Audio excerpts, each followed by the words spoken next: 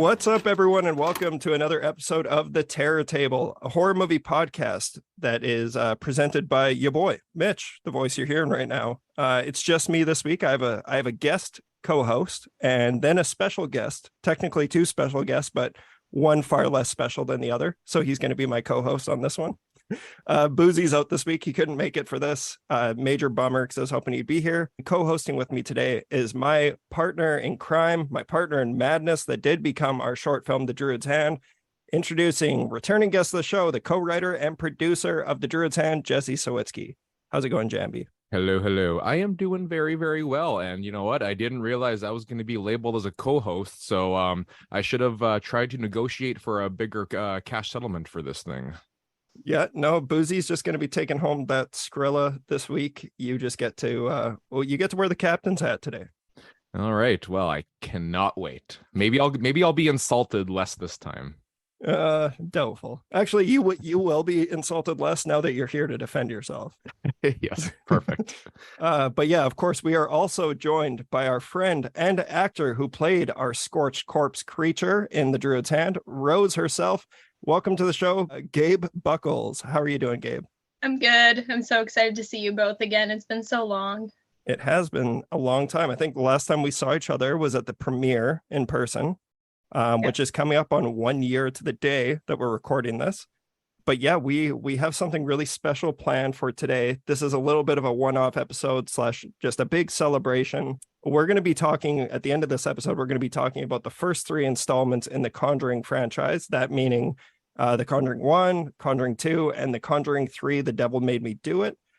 So we'll be capping the episode off with that. But a little bit of backstory for those tuning in. Last year on Friday, June 3rd, we had our world premiere at the Dark Bridges Film Festival in our hometown of Saskatoon, Saskatchewan, in front of a sold-out audience. And since then, we have played our film, The DRUID'S HAND, at several festivals across North America, including Sin City Horror Fest in Las Vegas, Fog Fest in St. John's, Newfoundland, Boomtown Film and Music Festival in Texas, Calgary Underground Film Festival, Portland Horror Festival, where we won Best Special Makeup Effects, Montreal's Requiem Fear Fest, where we took home Best Canadian Horror Short, and we also attended and played SCREAMFEST in Los Angeles, California.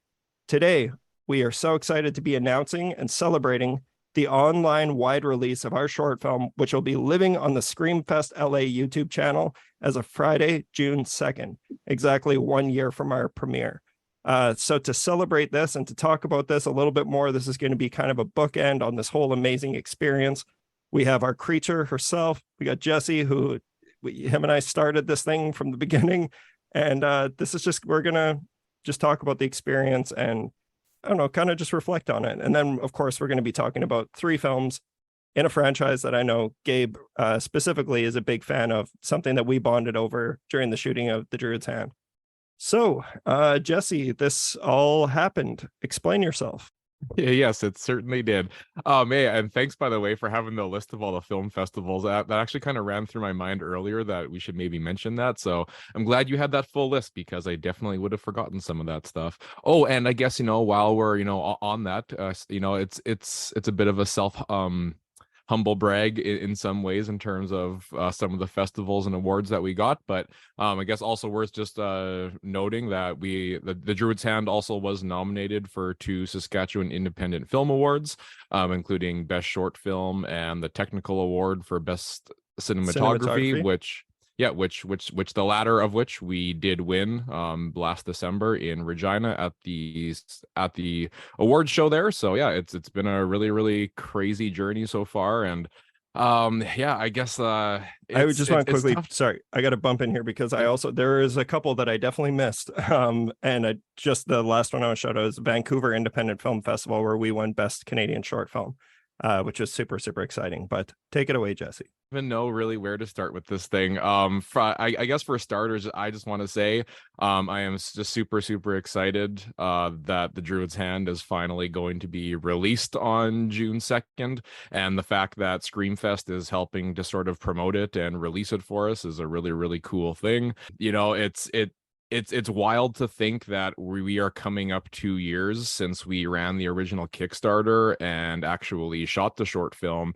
And I know for me and you in particular, this whole project and journey just kind of seems so old and done with already in a lot of regards, but it's still pretty crazy that the majority of people that we know still haven't actually seen it. Basically, unless unless you were at our premiere at the Broadway Theater or at the handful of the film festivals, most people have not yet gotten the opportunity to see the full short film. So I'm still super excited that everybody who has been asking for nearly 2 years is finally going to be able to check it out.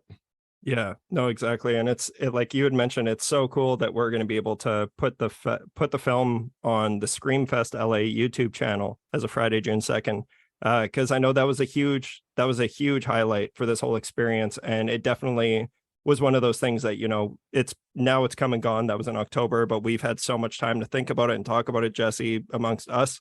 But that was like one of the greatest experiences of my life. This whole film has just been the best experience of my life. The fact that you and I went from talking about making a short film to ending up on a red carpet at the Chinese theater is just insane. So tell our listeners about your experience at Venice Beach. Oh, Venice Beach. Well, SCREAMFEST was a very fun time for anybody. I know Mitch has talked a little bit about it on the Terror Table, but maybe not in great detail. But SCREAMFEST in LA, I guess, just in total was a really cool trip. I guess before we get to the Venice Beach part, I guess we can talk a little bit about the actual just the whole process of actually getting down there. And I know on the opening night of SCREAMFEST, which takes place right on Hollywood Boulevard, it's like on the main, like the Hollywood Walk of Fame on like the big famous sidewalk there. And I know the first night that we were there, both me and you were sort of just staring at the Chinese theater and just really started laughing to ourselves that how in the hell did we start off in like my place in Elvina less than 2 years ago, just thinking about trying to do something, and now here we are, standing in front of this iconic theater about to walk onto this red carpet, like you said, and getting ready to show our film, to a big sold out crowd right in downtown Los Angeles. So yeah, no, it's insane. And at the same time, like that first night that we were there, they were premiering Halloween Ends. So like Jamie Lee Curtis was there. Arnold Schwarzenegger was there. There was like, it was the most surreal thing ever to just be in the vicinity of all of that. And especially thinking about, where we came from with this, and like, not to make it sound like, at the same time, we accomplished something really awesome here, and I'm really proud of it. And I got to stop like apologizing before I celebrate it. I get it. It's just in my nature to do that, but like it really is just fucking insane to think about how this all came together and where we ended up taking it and the experiences that we were able to have. And we've only scratched the surface on like the stuff that was happening after we finished the film. We haven't even talked about like the making of the film, where Gabe is going to share some of her insights and her experience on that. But it's just crazy how much work this has all been. But right out the gate, if this can tell anyone who's listening out there anything, it's to just do the damn thing if you want to do something, because you never know where you're going to end up. It was like an ongoing joke that, yeah, we're going to apply. Like I told you, we're going to apply for SCREAMFEST. And I remember even you were like, oh, okay, like it's our first film and whatever. But we ended up getting into that one and several other ones. And it's just been amazing. Sorry, I didn't mean to cut you off, Jesse. No, I guess, just to wrap up this story, because I think it is important for us, maybe go back a little bit to more of the beginning. And because I am also really excited to hear what Gabe has to say, and just so she can hear, or just so she can share some of her experiences with us as well, and with the rest of the listeners here. But just to go back to your original question about my trip to Venice Beach, so I will just tack on that SCREAMFEST on top of it just being a really amazing, fun film festival. SCREAMFEST treated the filmmakers who were in attendance very well, and the first 2 nights we were there, it included some really fun after parties that we got to attend, and both of them included open bars for the filmmakers, which we kind of sank our feet into perhaps a little bit too much. And then we're from Saskatchewan. Yes, and And on the third day, it was like, hey, you know what? We don't really have much planned for this afternoon. Let's take a little trek to down to Venice Beach, and which resulted in about an hour-long Uber ride of me really trying hard not to vomit, and then trying to vomit inside a public bathroom on Venice Beach next to a man who happened to be smoking crack, which, believe it or not, did not exactly make me feel too much better about myself in that moment, but probably an experience I will never forget. That was one of my favorite moments from that whole experience, just because I was texting you, like, I was so just excited to be there. And you're in the back seat, and Jesse's like, he texted me, he's like, you need to stop talking because I'm going to throw up. And I just knew I needed to bring that up today. Of course, of course. But yeah, it was a ton of fun. So let's go back to the beginning here, though. So let's open things up with Gabe, Rose herself. Gabe, first of all, welcome back to the Terror Table. Last time you were on, we were talking about the premiere, and it was just coming up, and we had a great conversation then, but we had so many people on, we weren't really able to dig into your specific experiences with this film, but you were an absolute champion in this role, and you surpassed any and all expectations we had, and your spirit on set was infectious to everyone around you. And we shot our most difficult day first, which included all of your scenes where you were covered head to toe in makeup. Can you tell us and our listeners a little bit about the experience you had on the shoot? Just from the first day or the whole time? Just have at her. The floor is yours. Whatever you want to talk about, but you can start with the first day, because that first day was crazy. We decided to get all of the really difficult stuff out of the way first, and then we quickly learned that, oh, this whole shoot's going to be difficult. It's hard making movies. Yeah, the first morning, I don't think any of us really we hadn't gotten into the swing of things just yet, so we didn't really know what was yet to come, even though we knew the script and we knew what had to be done, but it's different being there and doing everything in person. So I think once Aaron, Tegan, and Ksenia finally got the makeup on and I got those contacts in, I was like, oh boy, we're in for a ride. That first day, I think in total, we started makeup, I think, if I'm remembering correctly, it was about 7 a.m. I think it was something like that. Took a couple hours, though they were quick. I cannot come on here and let this go by. Our makeup team, Ksenia, Aaron, and Tegan, did a phenomenal job. Yeah, they did incredible. Oh, they were amazing. And yeah, that first day, it was tough in this, like, some people didn't know until we said it, but I was wearing whiteout contacts where if someone was maybe right in front of my nose, I could see them, or just the outline of them. And other than that, I couldn't see anybody at all. So you were leading me around. Everyone was taking my hand and leading me around.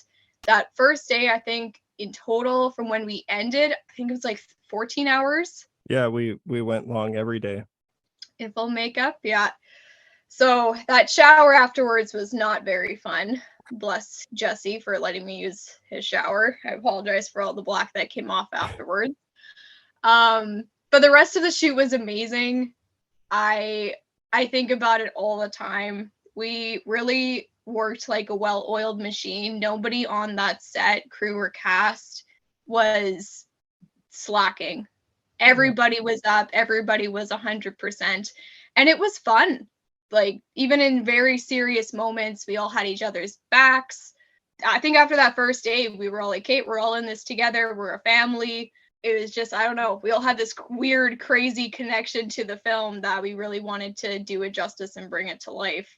Yeah. So, and speaking on a personal level, because I mentioned this in the last episode that we shot together, I'm such a people pleaser. So you and Tara and Jesse were like, please, no, we're done. We don't need any more. And I'm like, but we can do one more. It's okay. Yeah. It's okay. We can get the things. No, it was so much fun. Against, like, even, this was my first time directing, and it was like against my better judgment. You really don't know how you're going to react to things until you're there doing it.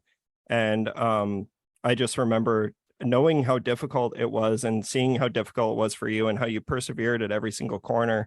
And there were times where it was like, no, we absolutely need to stop now. And you were just so adamant about wanting to move forward. And honestly, looking back on it, I probably should have been better about saying like, no, we should stop now. But it was just like the infectious spirit of everyone around us, and you being the one who's in the most difficult position out of everyone, and being so adamant about wanting to push forward to create the best film possible. It was like, that's, you know, one of the many reasons why the film turned out the way that it did, and how it's had the legs that it's had. And I'm forever going to be in your debt for that. And it was just an absolute honor and treat to be able to have this insane crew. Like, you know, for the most part, it was everyone's first film. Like, there was people like Dylan Hershuk, our cinematographer, who was just, you know, amazing and came on board as one of the first people involved. He's just incredible. He had been on many shoots before, and he's been like a mentor to me in ways. Like, over the years, I'd watch him create films, and but other than that, it was like, you know, there were so many people that were just showing up for the first time, Jesse and myself included, and we're expected to, you know, live up to the role that we chose to be in, to lead everyone and to take people on this journey. And it's extremely fucking challenging. And there's that old saying that no one will ever care about your baby more than you do, and I think that's true. But at the time, I really felt like everyone involved did care about it as much as I did, and as much as Jesse did. And I think where it really came together was after that super difficult first day, and then having breakfast together as a crew the next day, and showing everyone the dailies and showing what we created. I think it was from that moment on, everyone was just like, let's fucking go. And it was the best feeling ever, because then it just fueled the rest of the shoot. Yeah. Just to echo some of those thoughts and sort of build off of it, yeah, you know, like I know me and Mitch have talked about this in a few different interviews and stuff, but, you know, really can't give enough credit and just shout outs to everybody involved with the crew in every single department. You know, like we've mentioned, the majority of people that helped us on this film were essentially strangers, not only to us but to everybody else. And like you already mentioned, everybody just really came together and just acted just like a really well put together team. And looking back on it, it's still pretty wild in the sense that I think back about, you know, all the different, you know, shots that we were setting up and all the different sequences that we had to pull off, and just how many moving parts we had for a 13-minute long short film.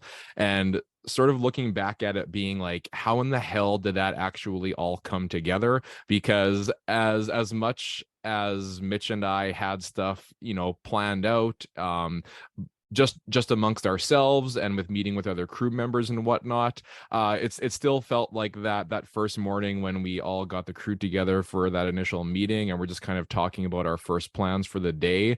I think even at that point there was still like a general feeling between us anyways of just like do we actually know what the hell we're doing, and is this actually going to work here? And then it was just, you know, bang bang bang, things started happening, and, you know, 3 days later it was done, and we were all just exhausted, and, you know, probably were ready for about a week's sleep.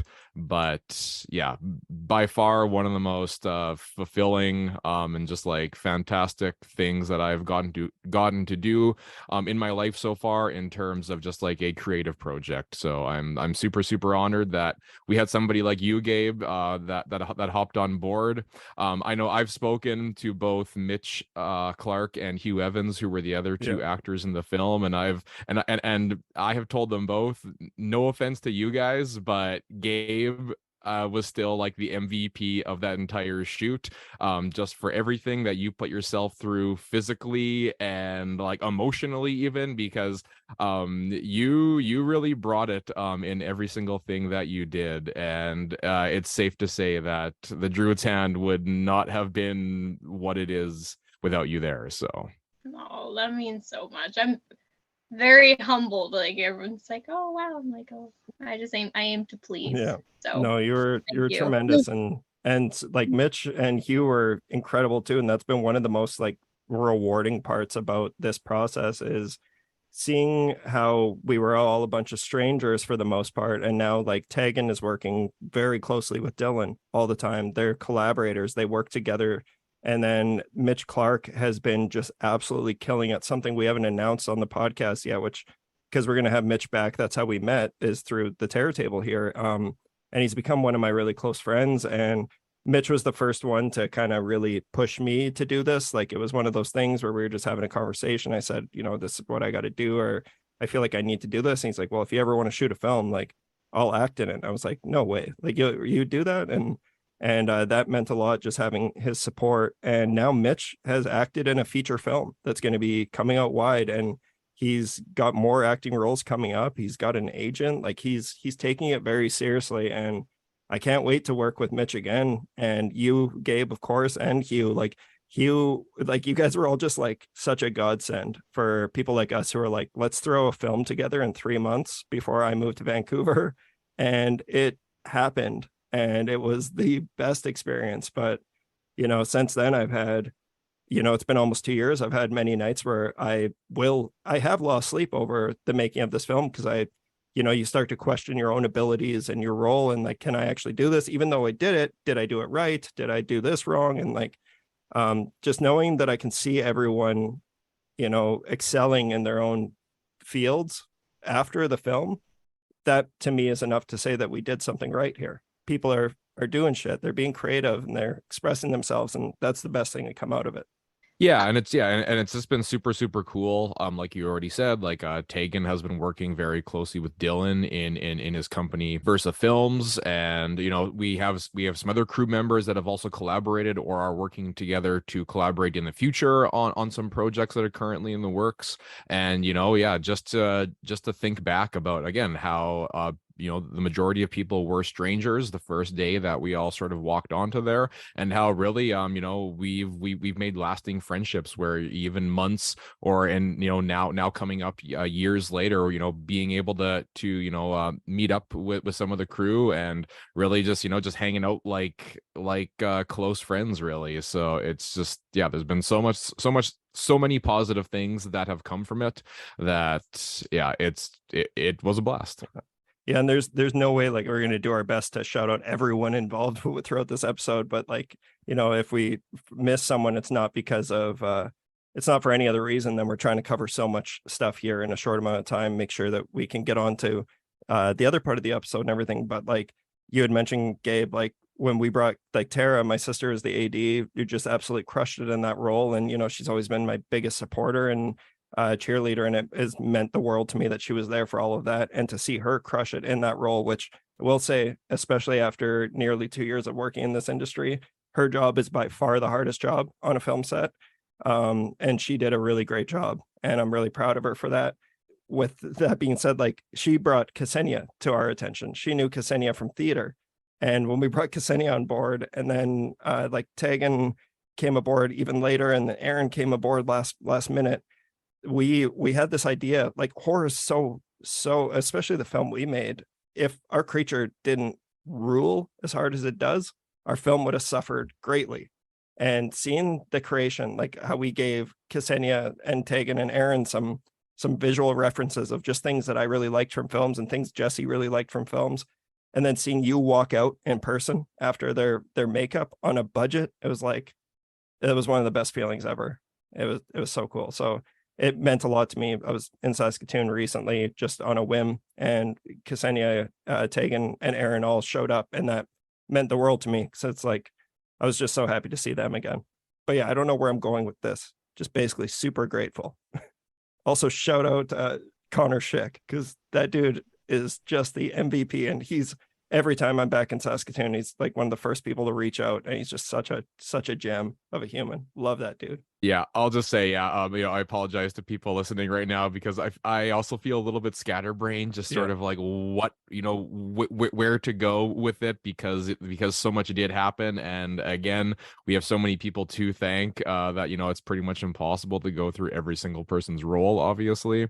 But I do just want to add on that, on this note, that the first time seeing Gabe come from the hall where the makeup was being done on her, and when she came to the church where we were shooting, like on the very first day, just seeing her in full makeup and with those contacts in, it was truly jaw-dropping, just seeing that. And I think that was also a moment where everybody was like, holy shit, like this thing looks super legit here, and we haven't even started, you know, working with you on camera even. And at this point too, I'm sure once the film has been on YouTube and some people have got more people have gotten the chance to see it, I'm sure we'll be sharing some more behind the scenes, like photos and clips that we have that we've been sitting on for nearly 2 years here. But one of my favorite moments as well was the night that you were in the full body makeup and with the contacts that effectively made you entirely blind. It was so hilarious and extremely creepy to just like turn around and see this big like burnt corpse demon with these glowing white eyes just sort of like standing in the corner, just staring off into the distance, because Gabe truly had no idea where she was or where she was standing, but you just had this like super creepy looking being just always sort of just like standing around, just waiting for somebody to grab her hand and lead her to where she needed to be. So, and none of us knew about the you being blind thing until the last minute too, because that was like a very last minute thing where Ksenia made a call to her. I think her mom was living in Vancouver, where they have shops where you can get props and contacts and stuff like that. So she was like, at the last minute, she got her mom to get these whiteout contacts, priority shipped them to Saskatchewan, and they came the day before we started shooting. And so like I had no idea that you weren't going to be able to see anything, because what do I know about contacts at that point? And I remember it was such a relief that we had Ray on set as well, like Jesse's partner, Ray Lynn, because it was like, what are the odds that we have someone who has experience in putting contacts into people? And Ray, it was like everyone just came together at the right moment, and it was like we were all just meant to be there. She was my lifesaver in the middle of the day. I mean, a lot of people were that very first day. I mentioned this in the last episode too, but I couldn't eat anything. Everything I touched went black. So I had to keep hands to myself and sort of stay in one spot until somebody moved me somewhere. But Aaron ran off in the middle of the day. He said, you haven't eaten anything. You haven't drank anything. I'm running to get you a coffee and a cup of fruit with a toothpick so that you don't mess up your makeup. And Ray at lunchtime, because, you know, she's optometrist assistant. Am I getting there right, Jesse? During that time period, she was. Yeah, so because, you know, I couldn't touch them, obviously, because I would get black all over them and probably blind myself even more. But she said, oh, I can take them out for you. Here, look here, and then look here. And then out they went, and then she was able to pop them back in after lunch. That helped so much, because in the church, it got, at times, very overwhelming when one of your senses is essentially taken away from you, and, you know, we're all there, and you're trying to listen to direction, and there's lights coming from different areas, and you're trying to focus on what you need to do, and you can't see, and it's getting warm. That was a hot 3 days of filming that we did. It was a heat wave. Heat wave in Saskatchewan, where there's no mountains blocking the sun. There's no, like, the trees are just about as tall as you are. Like, it's hot there. And we were setting live fires, something you could never do in Vancouver. You could never do that. Yes. Everything that everybody did helped so much. Yeah. Like, no one on that set didn't look out for each other. We were all there. Mitch, the handful of times, even between takes, that you would come up to me, especially, I don't know how much we want to talk about the film, but there was one particular scene that we shot in a room, and you kept coming up to me and you're like, are you okay? Are you okay? How are you doing? Are you okay? And then even at lunchtime, after that scene was done, you asked me how I was doing, just to make sure that I was fine. It was just, everyone cared so much about each other in everything that we did. And I think that really helped in the production of the film, because if none of us gave a crap about each other, it just wouldn't have gone as well. But we were able to take the tension off and joke, and Aaron took care of that himself with his puns and spilling coffee all over himself. And waterboarding himself with coffee is one of the highlights. And he's become a lifelong friend too. Like, it's so weird. At the premiere, we found out our dads were business partners in the 80s. And it's like, what the fuck? And and I just love that. No, thank you, Gabe. I'm happy that you feel that way, because like, I remember like that was that was the heaviest scene in the whole film. I know exactly what you're talking about.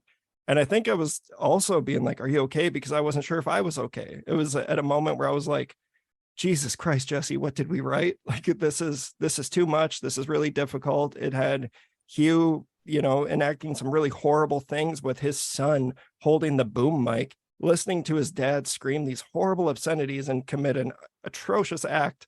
And that was the first moment where I felt like I was like, oh, part of filmmaking, like there's a lot of responsibility to it. You got to know what kind of energy you're putting out into the world and if it means something and what it means. And that scene was it's my favorite scene in the whole movie. And you were so fucking good in it. That's what upset me so much, because it was like you sounded like you were actually being tortured. And I was just like, oh my God, we got to get this girl a water bottle. Like, we were so concerned. I walked back after we finished and we got the shot. I walked back into the church, and I came through the doors, and everyone that had been sitting in silence, because we were just in the other room filming, it was like a movie in itself. Everyone turned around slowly and they looked at me and they're like, are you okay? And I'm like, what do you mean? They're like, you were just like, are you okay? Screaming it was bloody so murder. funny. Yeah. No. Yeah. You were so good in every element of this film. But yeah, no, it really was. It's just, yeah, it's a type of experience where we're trying to sum it all up in a podcast that will be entertaining for everyone to listen to who wasn't there.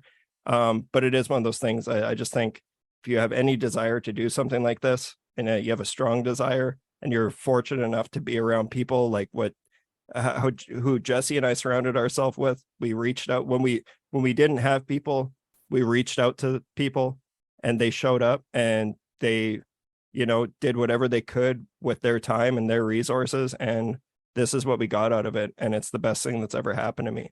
So I just think you gotta chase what you care about. Yeah, and I think this experience really did show me that how far something as simple as just like sending somebody a simple text message or an email, even just being like, hey, we are working on this thing, we could use some extra help, not expecting you to actually be able to help out, but if you could maybe give us any pointers, or maybe if somebody that may be interested in helping out, just how incredibly far that goes. Because if we hadn't done that, with the first few crew members, all of a sudden, once we had people like even once Tara got on board, like you said, Tara got Ksenia, and I believe she also helped get Laura Crossman, yes, our set designer, on board as well. And it was just things just kind of continued to build up from there. And then it was all of a sudden like this person also knew somebody else, yeah, who had some experience, say in a sound department, or working with the cameras, or doing some other makeup. And I think without reaching out to those first few people, and again, not necessarily having any expectations from any of these people, but really it just went to show how much, or how easy it can be to get some really cool, talented people involved in whatever type of project that you're working on, as long as you're, I think, able to just show that you are passionate about it, and that you actually have things happening, right? Which not to just pump up our own egos here or anything, but I genuinely do think that me and you, Mitch, we definitely did put together a pretty solid pitch. And I think once people saw our Kickstarter, people did quickly realize that we were doing something very, very serious, and it wasn't just we weren't just trying to do something really cheap or crappy in our backyard. I mean, at that point, people had every right to believe that's exactly what we were going to accomplish. But again, I think it did spread out from there. That just again, people could tell that this was something that we had a lot of really, really great people attached to it very early on, which we were very fortunate to have. And from there, it just continued to spiral out. So yeah, and we like you said, Jesse, we, looking back on this whole experience, we really cared. We really, really cared. You and I, the minute we decided to do this, I was driving out to Alvina every weeknights, weekends. I'd be bringing a stack full of Blu-rays that we were going to study, and then we were watching YouTube videos. We were just doing whatever we could to learn, full willingly knowing that we were going to have to, you know, if we're going to say we're going to do these things, we got to show up. Like a big thing for me first day, and that's something we talked about afterwards, Jesse, is like, that was my first time directing. So I was like, I didn't know if I was going to be any good, but I knew that I had all these people show up. Time to start fucking faking it till you make it, or pretending like you know. And you know what I learned from that experience is a lot of times your instincts will be right. And you know, my instincts, like, sure, that was the first time I directed, but I've been studying for this my entire life, and it's the thing I've wanted to do my whole life. And finally being able to have the opportunity to do it, and with the crew that we had, it was just it's a dream come true. Like you mentioned, Laura Crossman, she came aboard in talking about reaching out to people. Laura she had previous engagements the weekend that we were shooting, so she knew she wasn't going to be able to be there. But Laura spent like a month and a half preparing. Films are made in prep. She prepared the living hell out of this film, showed up for the first night, the one night that she could be there, and she made sure that she set us up for success. And our film would not look the way that it does if it wasn't for her. She, down to every little minor detail on the set. Look at the way that you think Mitch and Hugh, you think Gabe dressed like that? No, she thought about Gabe, like how she's this woman who was set on fire. So she made her dress have like little burn patches in them, little details. Like Mitch Clark was wearing my plumbing boots at the time. But then she brought these like brand new clothes out for him that we perfectly color coordinated between Hugh and Mitch. And she muddied them up and made them dirty and look like they've been living in those clothes for months. And yeah, and I will also point out my own ignorance here. I remember when you had first mentioned about this set designer, Laura Crossman, who we were going to talk to about getting involved, you know, to like help, like, you know, decorate and dress up the church, and, you know, to get some clothing ready and all this stuff. And, you know, at that point we obviously were already, you know, sweating a lot just over budget, everything like that. And just like, again, you know, like not wanting to expect just like free things from people, or, you know, or being really worried about asking too much from certain people. And there was even I will admit there were a few moments where I was even like are you sure we actually need somebody like Laura to even like decorate the church? I mean, like it's a fully intact building already. You know, like, I mean, we can easily just get some clothes together for Hugh and Mitch. Like, trust me, like we can get this done all on our own here. And then I think the very first night that Laura came out, I was just like, well, I am going to eat my own fucking hat here right now, because in about 15 minutes, Laura just proved exactly how incredibly stupid I was to ever think that we could have pulled off anything in the way that Laura did. And I mean, yeah, just even looking back, even at the trailer right now, and so many of like kind of like the little shots and previews that we have in there for the full film, and just you know, being able to even see stuff in the background where it's like that was 100% Laura, and 100% would not have been the same if she wouldn't have put in so much work on her part. So yeah, all around just the best possible people. I remember the final night. We're going to move on here shortly. We're going to start talking about horror movies. But I of course want to make sure that we talk about everything that Gabe wants to talk about with the Druid's Hand while we have this chance. But like, you know, I've talked about this ad nauseum, but Jesse, like this started out where you and I were going through some major changes in our life, and we were coming out of a pandemic. We hadn't seen each other in a while. Of course, we talked every day because we were buddies. But it was like that night where you jokingly said, you want to come over and watch the 4-hour Snyder cut? And I came over, and I expressed to you that I was going to be leaving and pursuing film full time. And rather than laughing at me like a lot of people would, you were very supportive and encouraging of that, and thought that it was a good idea. You're like, you got to at least do it. And I told you I wanted to make a short film before I left. And quickly it just became like, no, this is happening. We're going to do this together. And if it wasn't for you, Jesse, your family, the town of Alvena, our cast and crew, the supporters of the Kickstarter, and the Terror Table community, I'm happier than I've ever been in my life. I was at my absolute bottom when I came to your place that night, and means a whole lot to me. So just need to say that like an idiot. absolutely. Well, thank you. it is still nice to hear and just to think back on, because yeah, like I already said earlier, it's looking back just from when we first even, thought of the idea of trying to do something, and just how quickly we hit the ground running, and in a short in a short few months, doing the whole Kickstarter video, and doing a Kickstarter when we truthfully did not even really have a fully fleshed out idea at that point. Yeah, just the fact that it all happened the way it did. Hey, I mean, again, it's tough to imagine that something like that would ever happen twice, at least at the scale that we did it out here, and especially on the budget that we had. But hey, we did do it, so we can still look back and just, at least breathe a sigh of relief that we all came out of it. There's so much positivity did come from it. Yeah, absolutely. Gabe, can you give our listeners and ourselves like some of your favorite moments from making this film? Oh, my favorite moments. There's so many.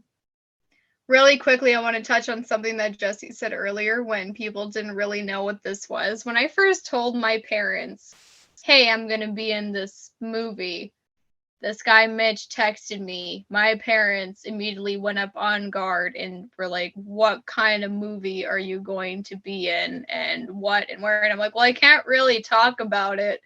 So they were very estranged. And then they came out, as the ball started rolling, and they started realizing that it was actually a film and wasn't something creepy that we were shooting in some guy's garage. Then things started to come to light and it started to be okay. And then they came to the premiere and they were pretty blown away. And my mom, I grew up born and raised in a Christian family, and my mom was like, yeah, I'm going. I gotta go see you in this movie. So my parents came out and they came and saw it, and terrified as she was, she loved every second of it. She ordered a VHS. I think, Jesse, you guys probably delivered it to their place, or Mitch did, or whomever. That was all Jesse. Yeah, and she talks about it all the time. And now it's a running joke even in Colton's and my household that if I don't up, Rose is gonna come out. So even while we were on the road doing Ride the Vibe shows last year during the tour, we would get up and leave the hotel, and he would make a beeline for the first Tim Hortons or McDonald's that he could find, because he's like, I'm not dealing with Rose this morning. I don't want to. We're getting you your coffee, and that's going to be it. And then she doesn't have to come out because I don't want to deal with that today. Anyway, that was just a side tangent that I had to mention. But favorite moment. Maybe to help you out, would you mind telling people how you felt when you first saw the film at our premiere at the Broadway Theater in Saskatoon? It was the same feeling that I felt the night that we watched the trailer as a cast together. It didn't feel real, even though I knew we did it and we had been talking about it for so long. It didn't feel real because ever since I was a kid, I had done, theater classes at the University of Saskatchewan. I've done drama in high school, all that stuff. And that's something that I've always wanted to do. And coming from Saskatchewan, it's not really something that you think can happen. So I do have to give credits to Ksenia for reaching out to me. Yeah. Otherwise, it probably wouldn't have happened. So it was a dream come true. And the whole time seeing it in full, it was amazing. I couldn't stop smiling, and also being amazed at how incredible it looked. It looked so good. The music was amazing. The lighting, the timing of everything. And though, yeah, it's a 13-minute film, it's just, you could watch it over and over and over again. It's just, you can't get tired of it. And maybe that's me coming from a different place because I was in it. But it's so good. And I do have to say, because Mitch, you're talking about, staying up at night, not too sure about how you did. Both you and Jesse were phenomenal to work for. You both cared so much about everybody. You wanted everything to run smoothly, and it did. And there's nothing that you guys did that at any point didn't make any of us, especially myself, feel like you didn't care, that it was all about the movie, that, you know, this is our thing. You both did so well, and it was such an voice crack. It was such an honor to work with you both, and it was so much fun.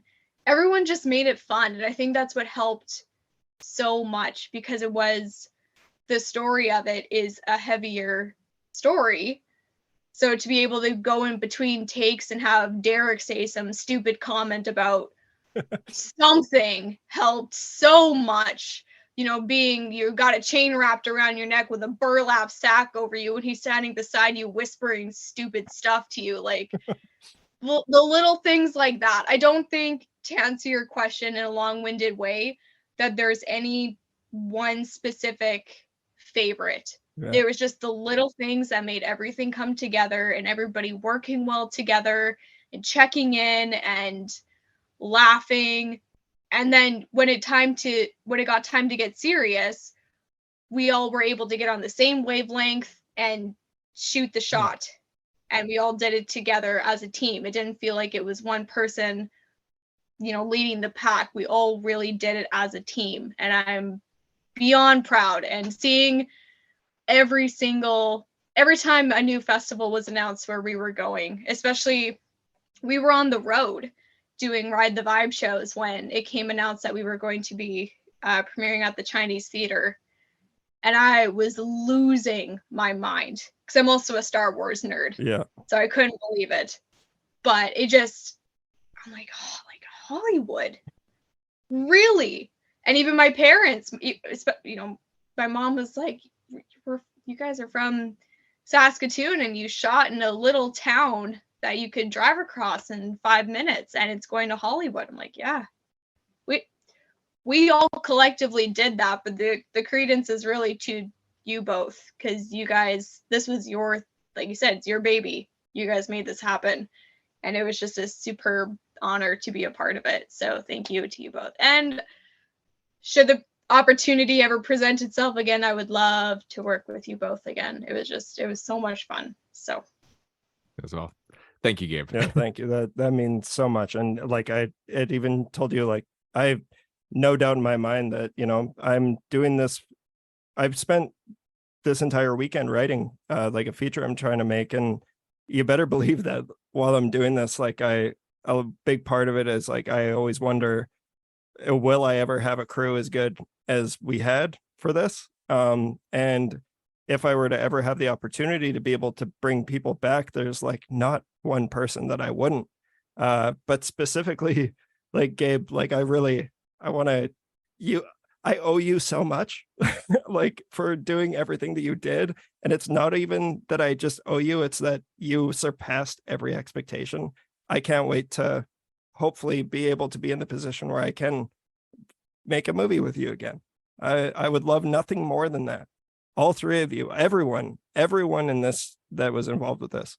But that's all. I'm now at the point where I'm in Vancouver where all this stuff happens. That's what I've been trying to do for 2 years. And I'm very much learning I'm just keeping my head down, trying to get stuff made, trying to get the material there and then see what happens. Don't get my hopes up. That's something Jesse really was great at, is grounding me at every single turn, being like, we could do this. And then Jesse was the voice of reason, which you need that person to be like, it could, but how are you going to make that happen? How are we going to make that happen?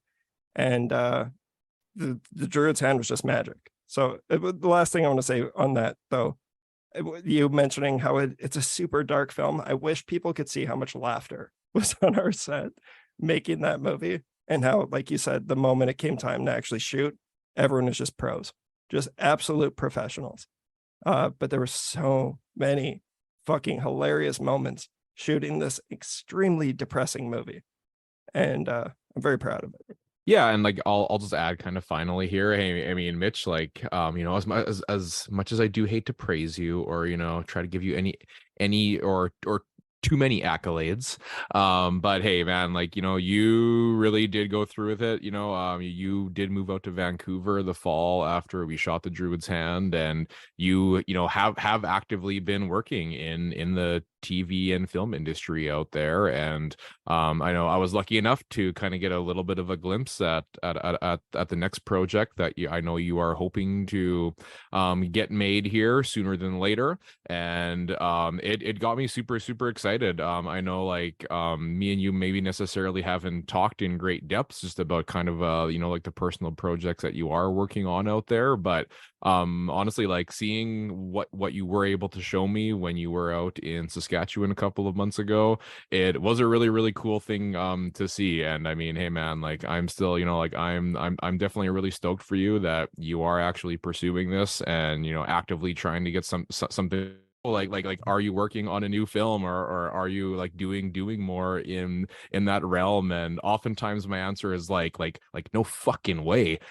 You know, but like for myself, I'm like I joke, I'm not saying like I'm not saying never that I won't be involved in something else in the future, but if the Druid's Hand was the first and only time that I ever do work on a film of any kind, I'm still super happy for the experience. And I just I feel like I'm just somebody, I just genuinely like being involved and doing creative stuff. And it's again still a bit of a whirlwind that everything happened the way that it did.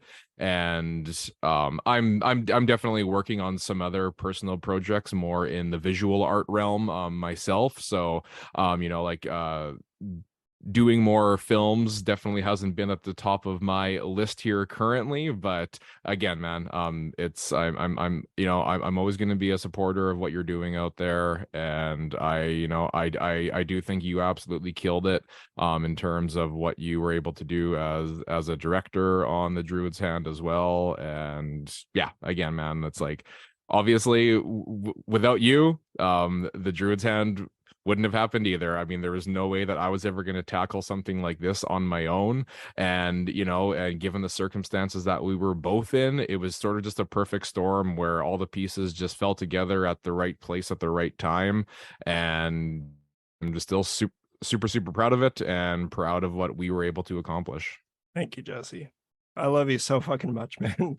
Thank you. That means a lot. And yeah, like just none of it would have happened if I wouldn't have had a friend like you doing this. And the big reason why I wanted you involved is because I knew that you don't talk about doing things, you actually do them. And you've been doing it with your art ever since, which have proudly represented around my house. I know this is now starting to sound like a circle jerk here, but I'm a big fan. I'm a fan of Jesse Sawitsky, the artist, both as a musician and as a comic book artist, a graphic artist, and like everything that you do. I've been a supporter of you since we were both in our first shitty bands where we met each other.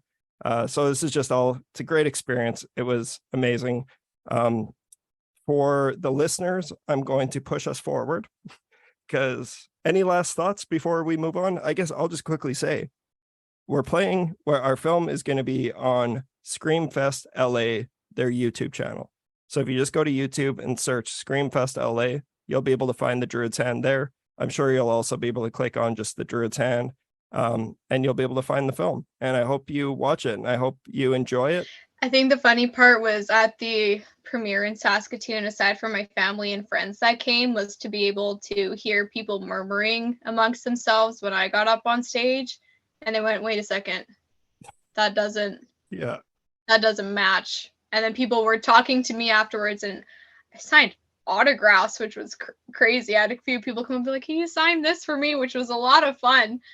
But it was so funny to have people come up to me and give a side-eye glance to Colton and be like, yeah, that she did that. And he's like, yeah, yep. And he calls me Bean. I'm just a little bean. Yeah. And people come up and they meet me and they're like, yeah, you don't match. No, you're the sweetest. That doesn't compute. You're the sweetest woman, and you portrayed one of the most grotesque, like by far the most grotesque thing I've ever been a part of, and I'm very proud of that.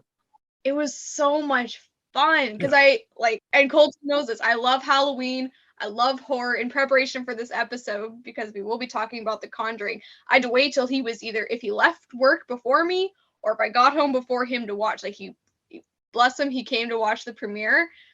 but I love it. I love all of that. So being able to play Rose, like she has stuck with me since filming, since the premiere, everything. It's a little part of her is inside here, and she's just so powerful and so angry and just haunting, and I love that about her. And she's the hero of the movie.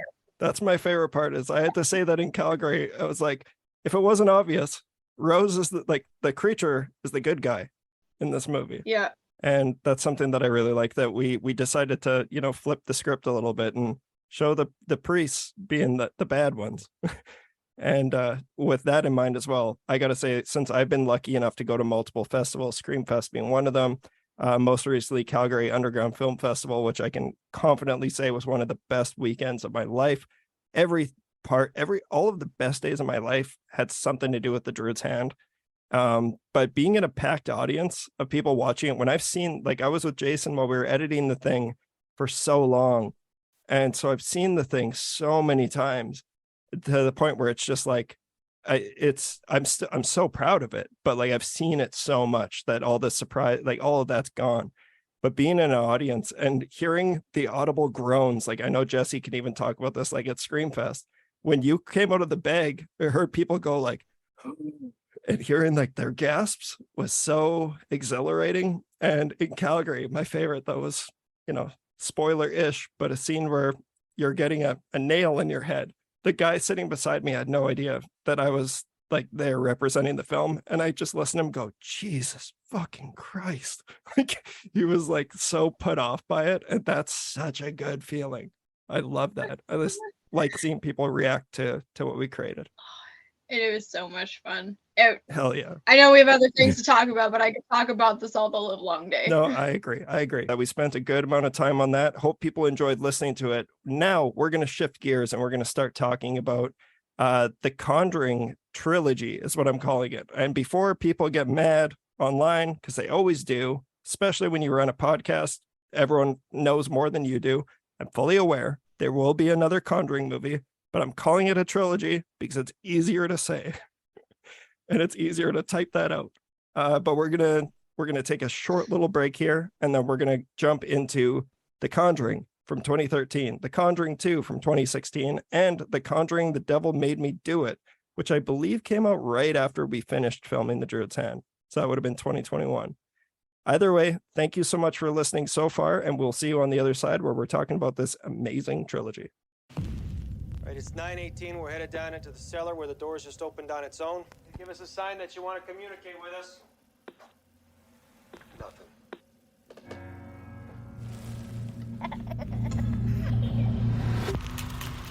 What are you guys? Well, we've been called ghost hunters, paranormal researchers. But we prefer to be known simply as Ed and Lorraine Warren.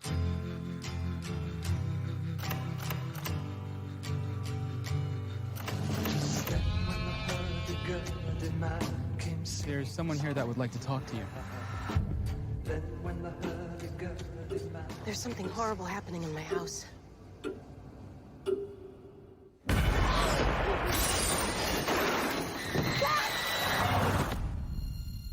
It's November 1st, 1971. I'm sitting here with Carolyn Perrin, who, with her family, has been experiencing supernatural occurrences. You picking up anything in here, hon? Something awful happened here, Ed. What is it? Whatever Lorraine sees, feels, touches, it takes a toll on her. A little piece each time. You have a lot of spirits in here, but there's one that I'm most worried about because it is so hateful. Look what she made me do.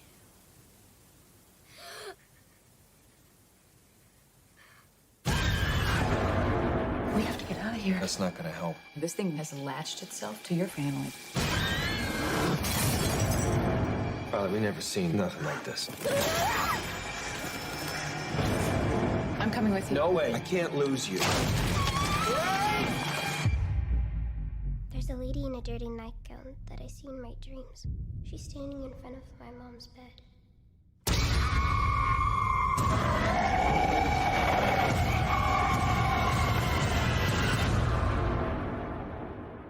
Do you want to see him? Yeah? When the music stops, you see him in the mirror standing behind you.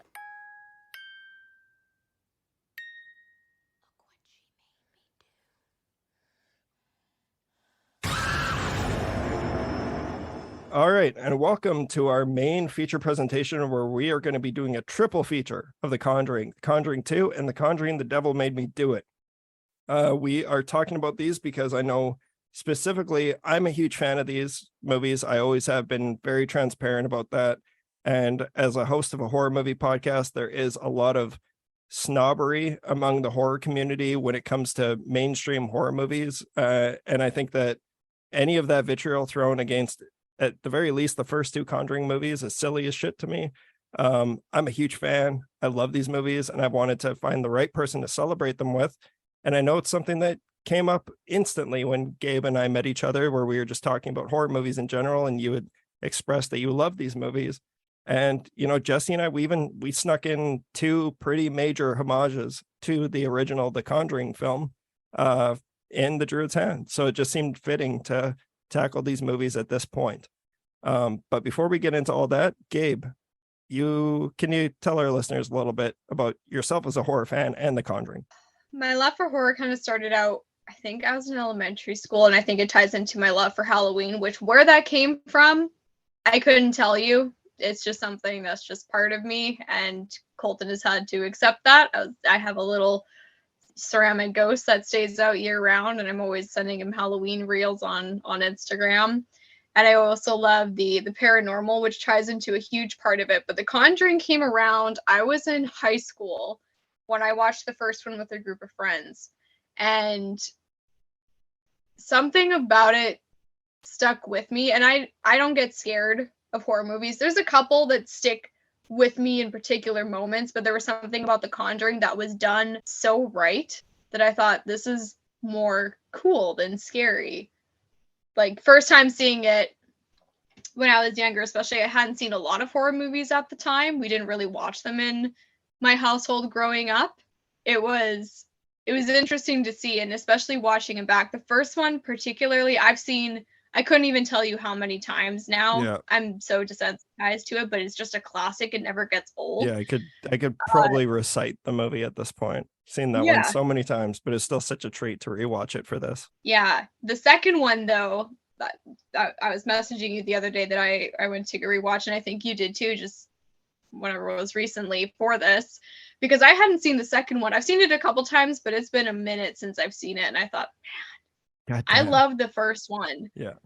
But there are some things about the second one that almost make me love it more than the first one. And I don't know if it's because I haven't rewatched it as much as the first one. Again, my love for the paranormal and ghosts, and I've actually had personal experience with ghosts. So that's all of it. That's automatically interesting. I want to quickly dive into that because I know, actually, I'm not positive about Jesse, but I think I am positive maybe. Like, I'm very much not a person who believes in that kind of stuff, but I have, like, some of the people who are closest to me are very susceptible to it. So there's something about the storytelling that I love. And as a horror fan, growing up as a horror fan, even if I don't believe in it, it's fertile ground for incredible stories. And that's what I love about it. And I just love the spooky vibe of things. But you actually believe in the paranormal and have experienced it, which makes you absolutely experience these movies a little different than most people like myself. Yeah, 100%. On a couple of different occasions, but one in particular, because now that I live in British Columbia, I live in Solista, or the shoe swap, as people call it. Yes. But I'm from Saskatoon. I used to be a unit assistant in the pediatric intensive care unit of the Jim Pattinson Children's Hospital in Saskatoon. And it's my favorite job. It was a hard job. You see a lot of stuff that you don't forget. And obviously there's stuff I can't talk about, but it's a PICU. It's unfortunate, but children pass away there almost on the daily. So you'd have small things of the paper towel dispensers would go off by themselves, stuff like that. And you'd go, okay, it's middle of the night. I don't think much of it. It's fine. But there was one night, and I was even regaling the story to Colton, and we had a tub room where patients could go and the nurses could give them a bath. But in that tub room, there was a tub of toys. And it was, it had to be 2 or 3 in the morning. It was a night shift. And all of us were just sitting on our phones. It's a night shift. Nothing's happening at this point. And we start hearing this music. And we thought it was on repeat, and we thought someone had either opened TikTok or their Instagram reels and left it open on their phone to go and check on their patient or something, but it didn't stop. So eventually, after about 5 minutes, we all got this look of, okay, whose phone is that? We're all looking around. It's nobody. We're all sitting on our phones. And we noticed it's coming from the hallway of the tub room. And so myself and one of our transport nurses, because we have a helipad and our ambulance team, she and I went up and we went down the hallway, and it got louder. And we poked our heads into the tub room, and laying on top of all the toys was one of those kind of keyboard toys that lights up and makes noises. It's learn your ABCs or whatever. And we just saw the lights, but as soon as we kind of came fully into the doorway, it stopped. But its back, it was sitting on top of all of the other toys. There wasn't anything pushing it. And my transport nurse kind of gave me a look, and I thought, okay. So we turned back around, and it starts beeping and going off again. And I thought, oh, all right. And I'm pretty open to most things. But I say most things. I know my mom's going to listen to this. I've never touched a Ouija board. I will not go there. Any of that kind of stuff. And that's something we're going to talk about a lot moving forward too, because that's a big part of the Conjuring franchise. Yeah, none of that, Mom. No, I haven't. Don't worry, and I won't. Except that one time in your basement while you were sleeping. Yeah, 100%. But my nurse started to give me these looks because it doesn't freak me out, and I wouldn't call myself, maybe I'd call myself sensitive. I can walk into a place, and if something feels weird, I'll feel it. Yeah. But I thought, oh, okay, there's probably someone in here. And she looked at me like I had holes in my head, and I said, well, what unit are we in? Kids pass here all the time. There's the tub of toys right here, and it's perfect time. It's 3 a.m. of course. Yeah, we're in the middle of a 3 o'clock, 3:15. That's the witching hour. Yeah, which the Amityville horror taught us. Yes, and she again was just looking at me. I said, let's turn around one more time. Sure enough, we turn around. We start walking down the hall, and the music and the lights start going again. So I said, okay. So I just turned around, and she walked me, go right up to the tub of toys, and they were going off, and then they stopped, and I said, are you playing with the toy? And it went, and make a little noise, and it stopped. And I said, okay, do you want to keep on playing with the toy? And it did it again. It went, I said, okay, that's fine. Oh my God. No one else is playing with the toys. You can play with the toys. And I could just feel her eyes on the back of my head, like, what are you even? It didn't bug me. I'm like, well, yeah, this is the unit it happens. Yeah. I'm like, it wouldn't surprise me. So I'm like, yeah, that's fine. You can keep on playing. That's okay. You're safe to play. And I left it at that, and we left, and you could hear it. It went on for another, I don't know, 15, 20 minutes until it finally stopped. See, I love stories like that, like and experiences like that you've had, because that's what always makes me so intrigued about it is like I so badly, and I'm not just saying this as like a tough dude. I want to experience that. I want to know that the paranormal is real. I want to have that experience. I just have never had one that there wasn't some other form of logical explanation. But as a horror filmmaker and as a horror fan, and then also a horror filmmaker, you think about it, and it's like some of the best stories come from, our earliest memories of fear. And that's stories like this or experiences that people have had that you share with each other. And that's something that like this franchise is specifically built around. And it's such a soft spot for me. Like I love so many different facets of the genre, but if you see like the Druid's Hand, and then you see what the stuff that I planned down the road, it's like, oh my God, is it ever clear that this guy loves stuff like, The Conjuring and, going back to like the Poltergeist and the Changeling, all these ghost stories. I love that stuff. But I just, I'm always fascinated because, some of my people closest to me have had these experiences. So when I say that I'm a skeptic and I don't believe it, it sounds like I'm being disrespectful, and that's never the case. I never want to be that way, but I'm also just like, I don't get it. I don't get it. And I love hearing about it though. And it helps when, close friends like yourself and the other people that I'm mentioning are all people that I trust. And it's like, why would they lie about this? Why would they make up that experience? They're not making it up. There might be sometimes, not saying your time, but sometimes there's another explanation. 100%. Yeah. But sometimes there absolutely isn't. And that's what makes it so enticing.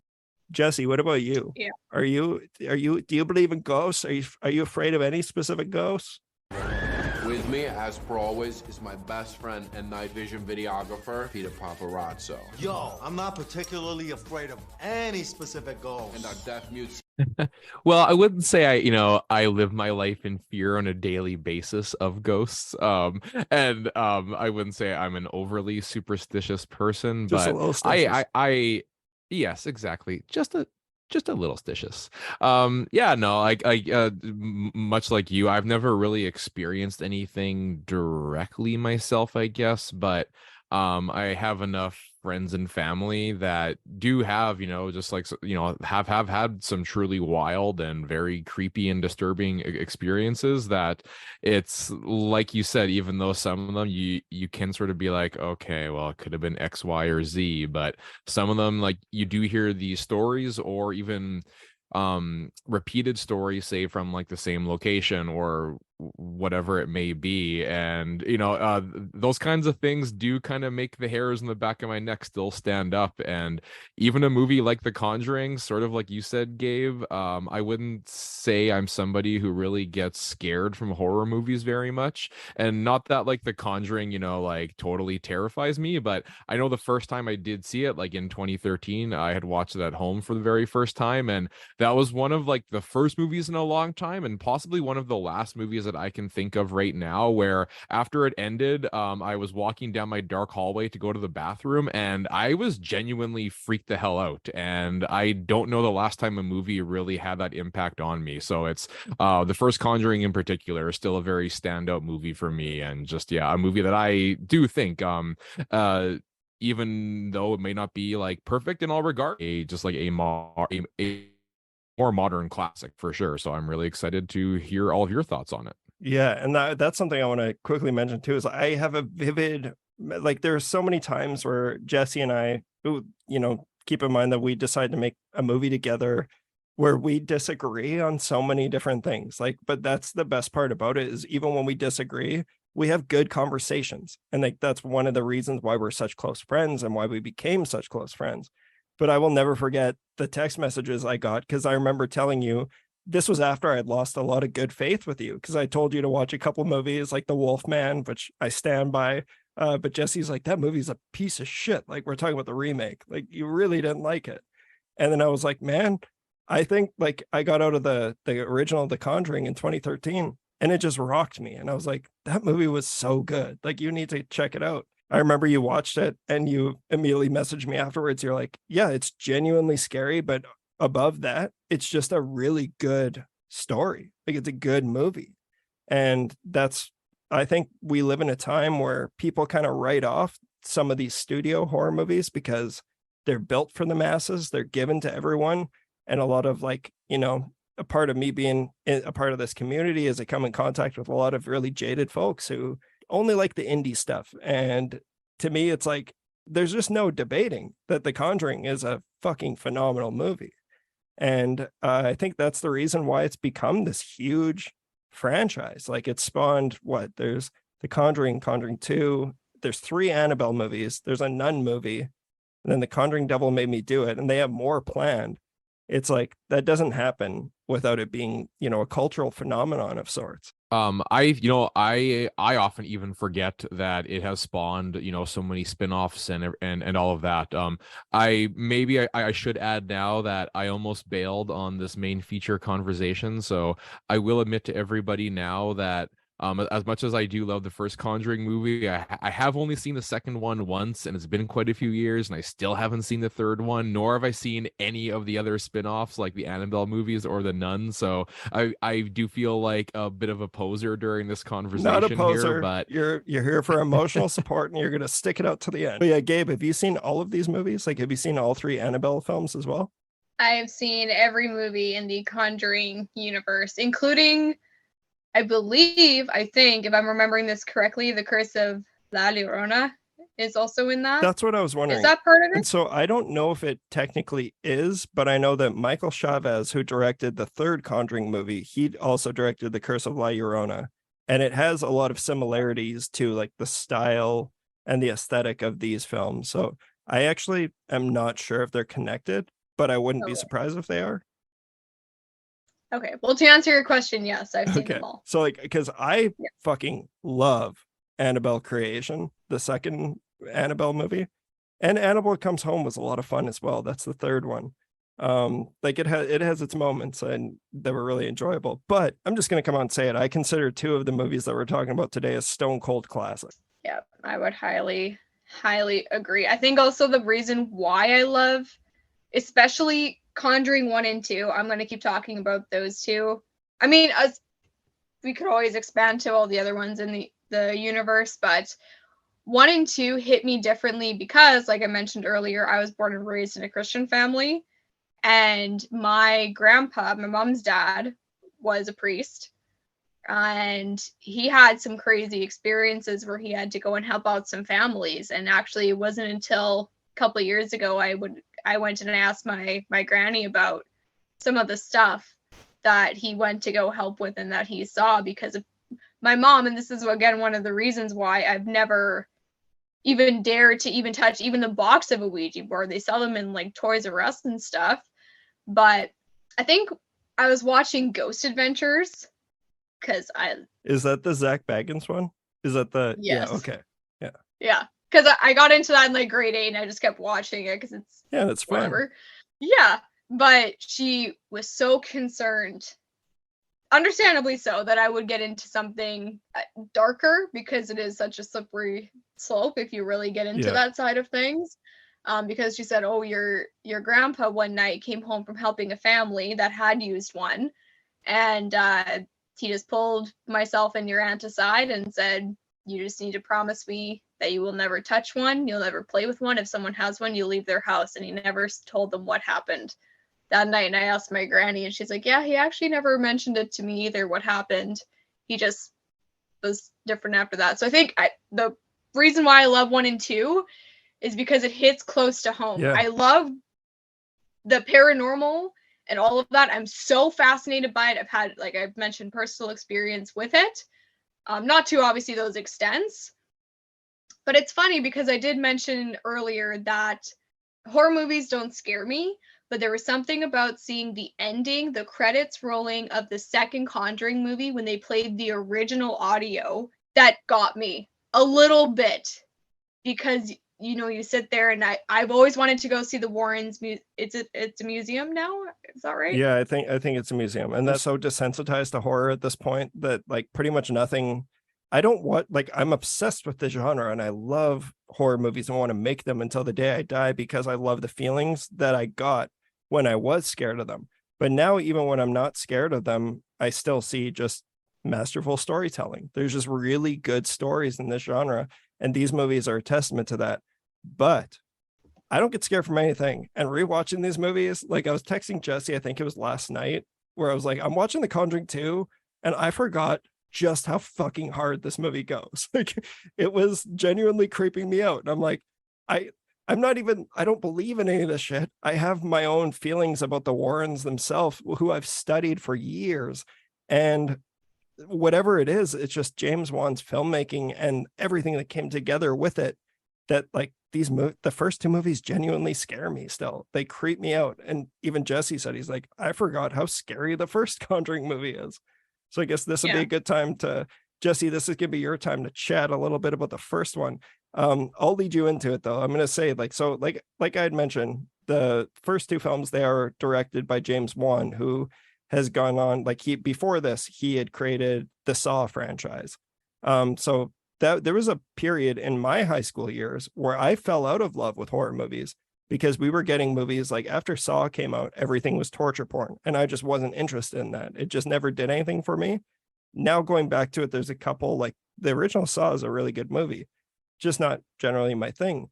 But he brought back stories like with the Insidious franchise, which he also kickstarted, which it shares a lot of similarities to The Conjuring. Huge fan of the Insidious franchise.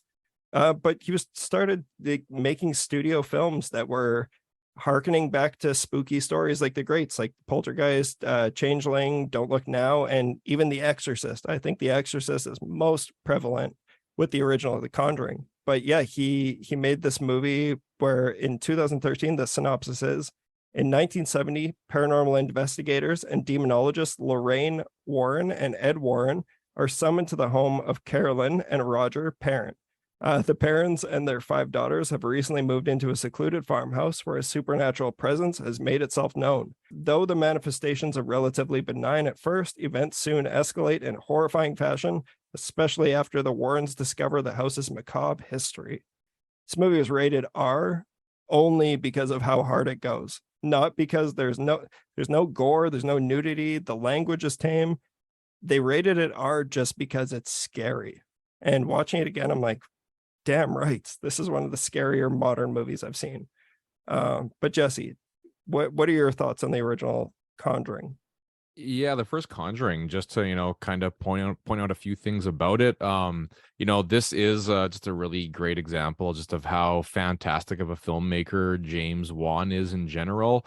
The Conjuring is just a movie where, even from the very beginning, where they're going through the Warrens' sort of first encounter with the Raggedy Ann doll there with the family, that in itself, is a little bit of a cheeseball thing. But even that intro of the movie, it kind of starts to get under your skin and really just starts to set this tone that, like you said, the movie just like does not slow down, and just there's so much going on in it right from the very beginning that really just creates this sense of just uneasiness and just overall creepiness to it that just really builds up the more it goes. And I would say, even though The Conjuring, and you do hear some people that do talk down on it, just saying that the movie is just like a lot of jump scares and a lot of just like stuff being thrown at you.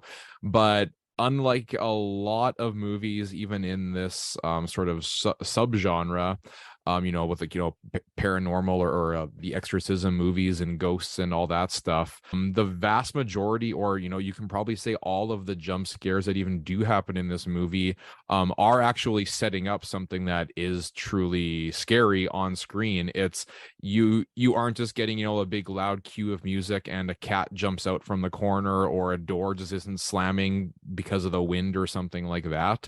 There always is actively something going on that is going after this family in the house. And just as it continues to go on, they start kind of showing you more and more of the demon that is actually trying to latch on to this family. And every small glimpse that you do get of it throughout the film just again really just continues to just eat under your skin. And by the end, I feel like it is impossible to really just not be just like holy shit, this is just building up to this like really epic ending here, where it's you really don't even know where it's going or how hard it is going to go, because as you said, this is an R-rated film. And to sort of jump near the end of it, just with the scene with the mother in like that crawl space in the attic, where she has where she's with the daughter.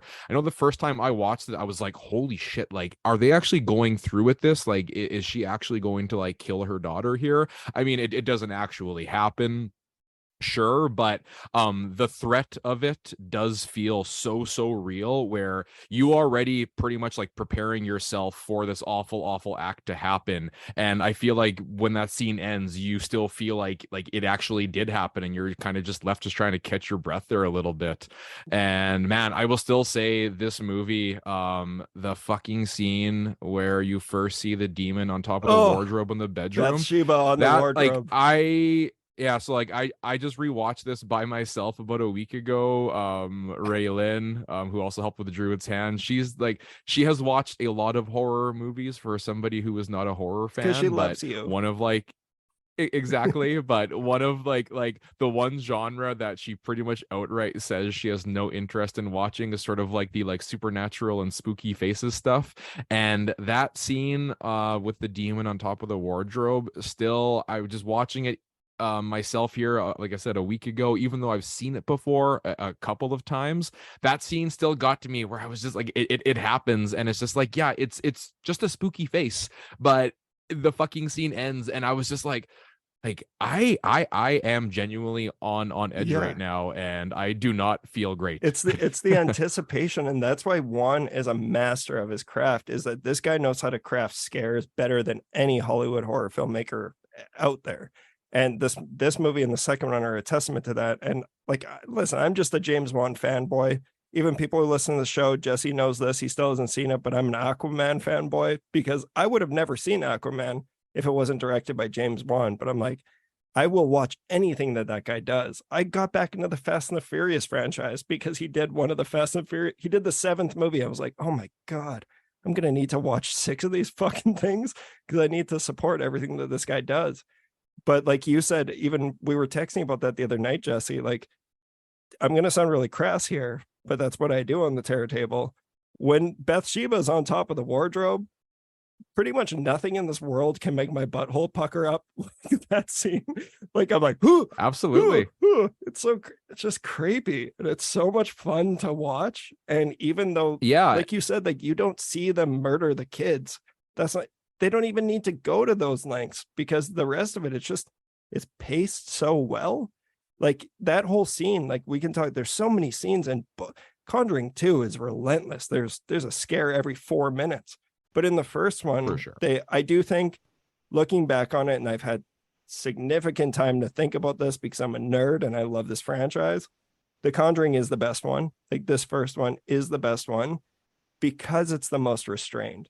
It, like, there are those moments where it's that whole scene leading up to Bathsheba on top of the wardrobe. That's 10 minutes in the making. Whereas The Conjuring 2 has 40 of those, but it's got nearly the same runtime. And it's like, it just makes it so much more impactful when you're like kind of following the characters go from room to room, and the music is quiet. And like you said, Jesse, like, a lot of people shit on jump scares. Jump scares are a huge part of horror, and it's a big reason why I love horror. Like, yeah, there's bad jump scares, Of course. where there's like a fucking cat jumps out, or my biggest pet peeve is when a character will just walk up to someone at the perfect time, grab their shoulder, and there's a loud like, brrr. And it's like, of course that's going to startle you. But in The Conjuring, like, the loud noises always tend to come 3 seconds after they normally would, because the image that you're seeing is scarier than, like, it does the trick itself. The timing of the music goes really well with that too. Mm-hmm. The way that they do the first one so well that they didn't do, I found, as much in the second one, though I do love the second one still. The first one, the way that they timed the fade out of the music to have that perfect bit of silence, but it's just long enough that you're already kind of ready for the jump, but it still doesn't quite happen yet, and then it happens. I mean, the biggest thing when I was in high school, or even elementary, or no, it was high school, was everyone talking about the the clapping, which was the original trailer too, which is genius marketing. It got underneath your skin, because it's everyone, it's the whole, you're scared of the dark and what's in the dark, and the anticipation of what could happen. And again, the way that they frame the lighting, the cinematography of it all, especially of the first one, is so good. There's camp in the second one, but I feel like it has to be, especially with the crooked man. Yes. Because it is a toy. So when I was rewatching it, I thought that seems a little excessive, but he is a toy, I guess. That becomes a thing. So that makes sense. But in the first one, it's just this horrific, scary thing that just is. And you're almost powerless to stop it. Yeah. And it's just the way that they go about everything is so well done. You can't give enough to how they shot the first film. I think you and I are going to have the exact same thoughts, Gabe, on this whole franchise, which makes total sense since we're buddies.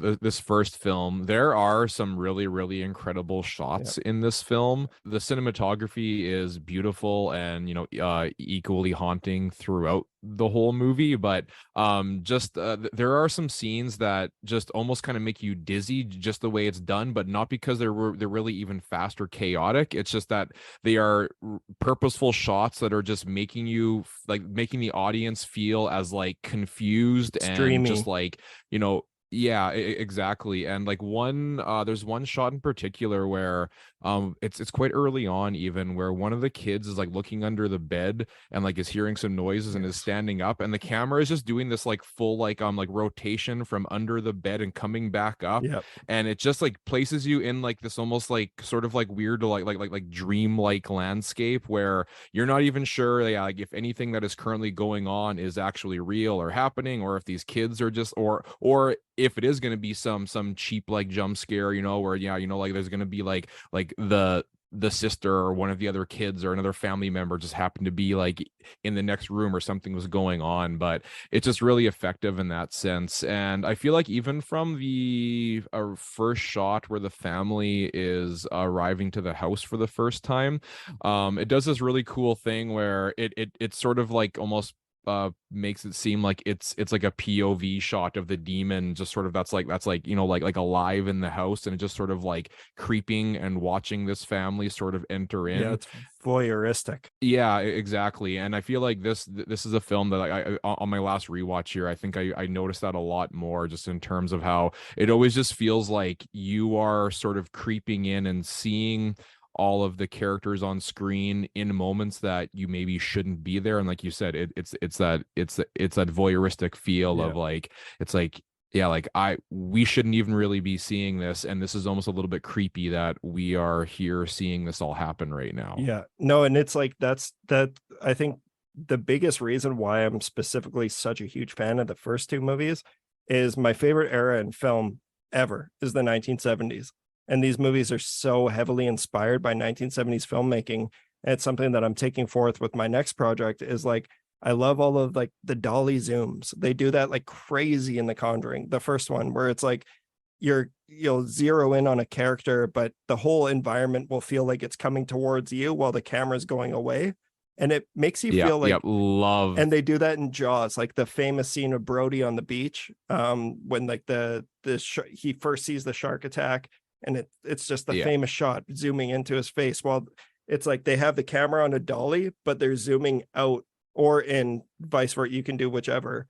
And it's so fucking effective. And they do that throughout. It was the first movie was DOP'd by John Leonetti, who also DOP'd The Mask, like the Jim Carrey The Mask movie, which you can say very cool. He also DOP'd Mortal Kombat.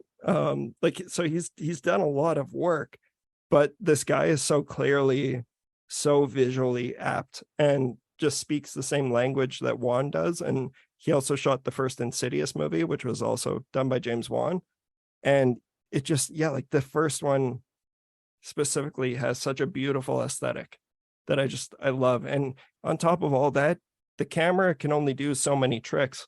It's the family. Like you love the family and you love the Warrens, who I've been studying for years, and I don't know how most people feel about them, but like they are real, like they suck. And that's kind of stuff that came out after the movies came out is, it's also allegations, but like there's some really horrible things that these people have done.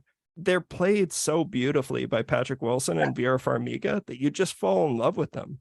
And like see, I didn't know, because I haven't looked that much into them. You're going to have to expand on that. But I will just say, though, I believe what you're saying, because I haven't looked at them myself. I actually want you to touch on that now that you said it, because now I'm interested.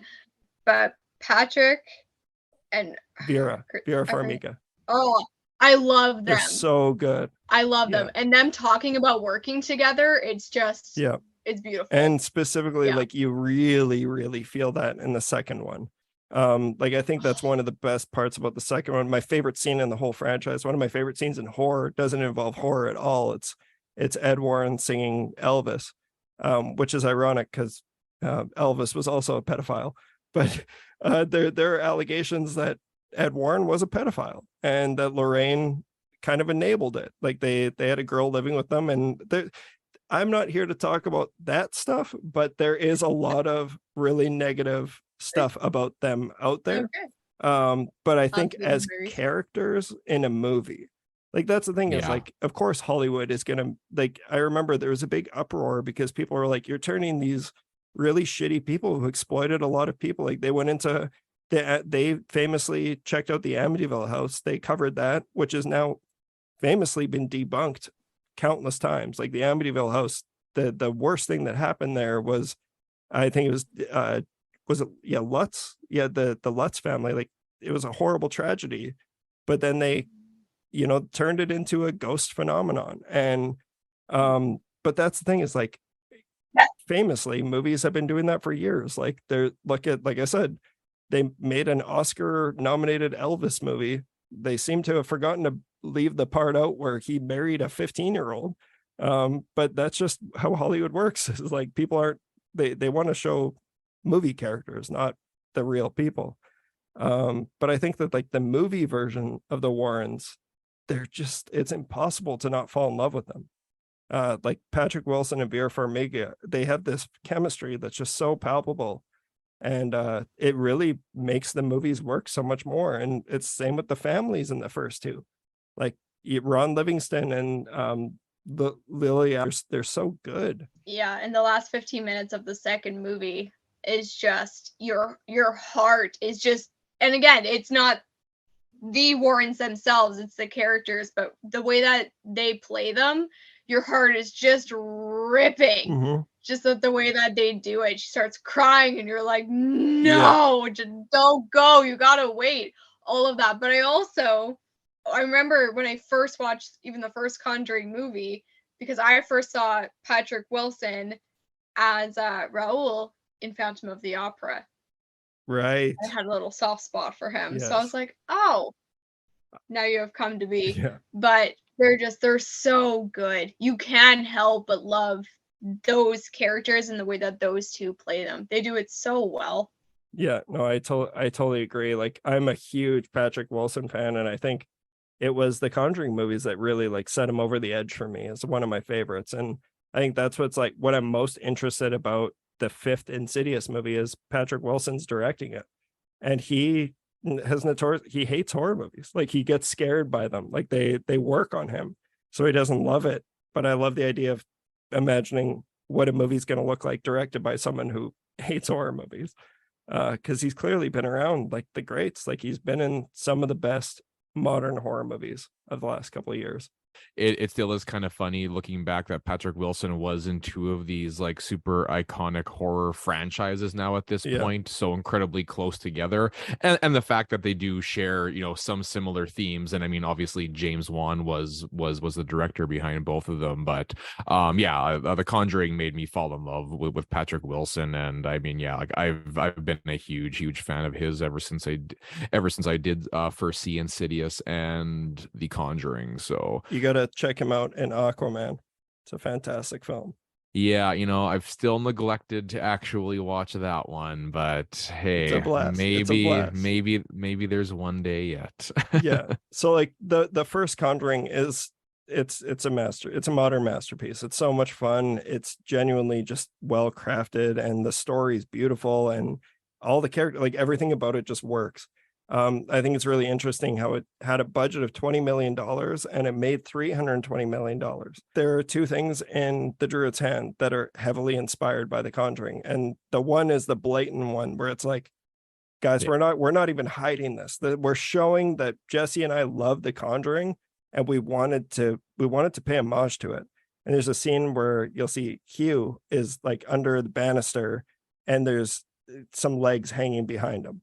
And that was inspired by that incredible image of Lorraine Warren turning around and looking at Ed Warren, and he's by the tree, and you see Bathsheba's swinging legs, which is a scene that that shot just stood out to me so much. And it's like when I think of horror, I think of that scene. Like, it's one of those movies that's just embedded in me. And sure. I love that. And then also, I know when we were trying to think, we're like, partially we wanted to create something huge with the budget that we had. So a brilliant thing that they do in The Conjuring is they cover, sorry, I mispronounced her name before. It's Lily Taylor. It plays the mom in the first Conjuring. They put a bed sheet over her, like a cloth, when she's in the chair at the end. And it's like, you can do so many different things by doing that. And that was it was partially because it made sense. They definitely made sense with the story that we were telling. We were showing that they were disposing of these people in these burlap sacks and whatnot, but in the scene that you're in, Gabe, which is my favorite scene in the film, you're covered with a cloth and we're watching the characters enact something brutal. And that totally wasn't, like, I'm just openly admitting that totally was inspired by The Conjuring. So I think as someone who, I love all types of horror, I fucking love this giant Hollywood movie that people tend to shit on. I think it's silly because it's a great movie. Oh yeah. Do you find yourself feeling the need to back up your claims when you say that you love the Conjuring series? Because I feel like you're either you love it or you don't care for it at all. I feel like sometimes, but luckily as the years have gone by, I just don't care. Like, yeah, I was at a festival recently where everyone was shitting on the new Evil Dead movie, and I'm like, Jesus, people can think what they want, but it's like at a certain point you can just see people's jealousy and jadedness in the way that they watch movies. I think if you're an intuitive film watcher, I'm not saying that if you didn't care for The Conjuring you're wrong, but I'm saying to say that it's bad or to not at least acknowledge that it did exactly what it was meant to do, then you're not someone I'm interested in hearing your opinion on. Like, yeah, you have to at least admit that this is a really well-made movie. Oh yeah, and not ignore that the Conjuring still has had a huge cultural impact in the horror genre, despite the fact that maybe a lot of horror fans do not appreciate it or just aren't fans of it. But like you said, Mitch, they're like from so many technical aspects, it still is a very, very successful movie and really fires on so many cylinders that, again, it might not be a movie for you, but I don't think you can say that it is not it is not an effective film, and that it does tell a lot just for the fact that it has had such a huge cultural impact, and again has spawned this entire Conjuring verse, right? And obviously you can in some ways you can probably argue that a lot of the sequel spin-offs maybe have detracted from some of the greatness that the original might have first brought, but you can say that about every single franchise in horror history nearly, right? So Exactly. Yeah, you can say that about just any franchise. And like, yeah, so I totally agree. That being said, if people are listening and they like the Conjuring movies and for some reason you haven't seen Annabelle Creation, I stand by that movie. I think that movie's fucking great. Really, really creepy film. But let's move on to The Conjuring 2. This one had a budget of $40 million. So they doubled the budget because that first one made $320 million. And guess what? Conjuring 2 made $320 million as well. So it was like everyone who showed up for the first one showed up for the second one.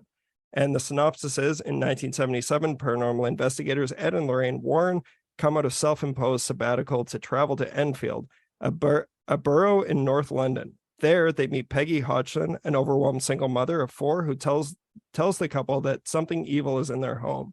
Ed and Lorraine believe her story when the youngest daughter starts to show signs of demonic possession. As the Warrens try to help the besieged girl, they become the next targets of the malicious spirit. This movie goes so fucking hard. Gabe, tell us about your thoughts about The Conjuring 2.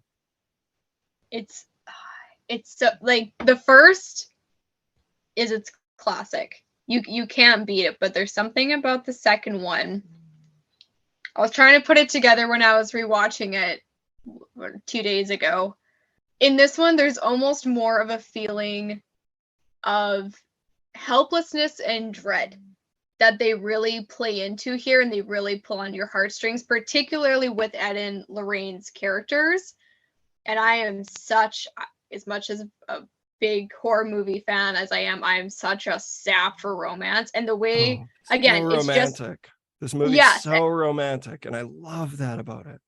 Yeah, and it's just the way that these two, and I love watching interviews of them talking to each other about working with each other, just the way that they play into it and the way that they just feed into, like, you genuinely care about what happens to these characters. The second that they're disconnected by a door to the laundry area and Ed says he's got to go and he's got to go do this, you're on the edge of your seat, and just the cry that comes from, like, I love it because it gets you right there. There's not that to say that you don't care about the family in the first one, but they really play into this is why Lorraine hid herself away for 8 days.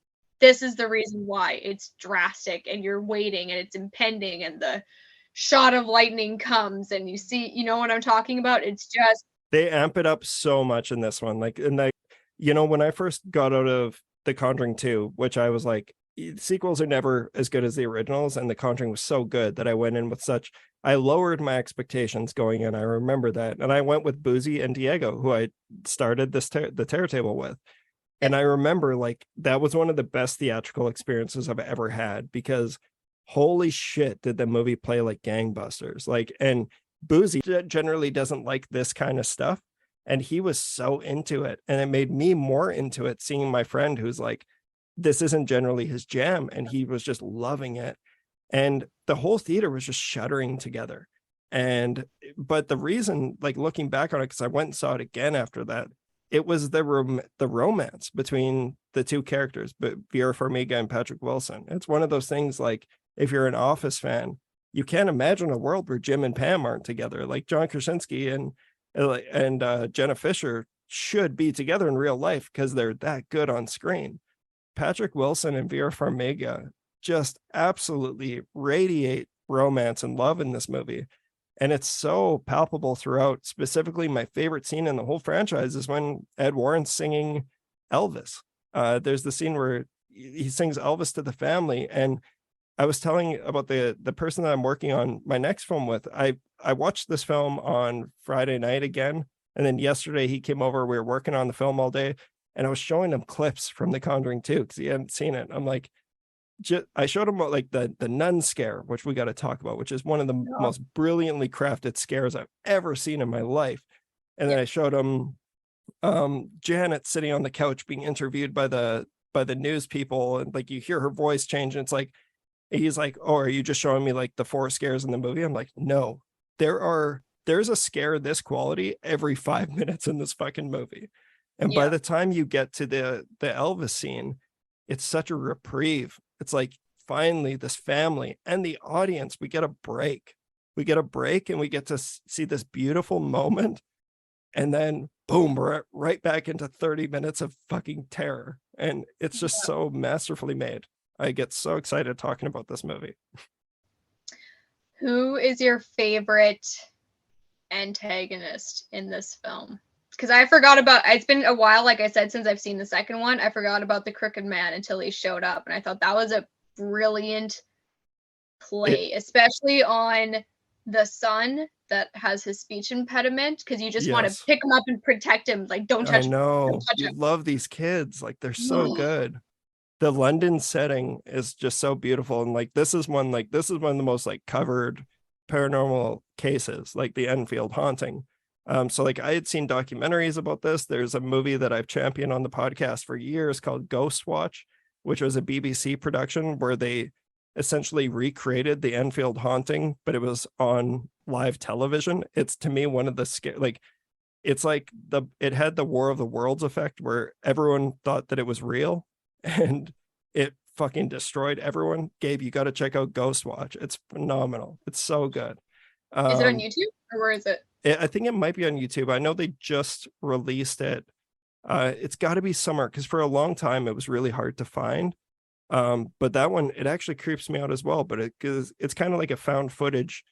It was a Halloween special for the BBC. So they were like notable news anchors were doing this, thinking that it would be funny. This was their special, and it went so hard that people were like calling in. They broke the landline, calling in because they were worried that this was actually happening. And this was in 1993. So it was like back in the time where it's like if CTV were making a news special and they really leaned into it, saying that it was real.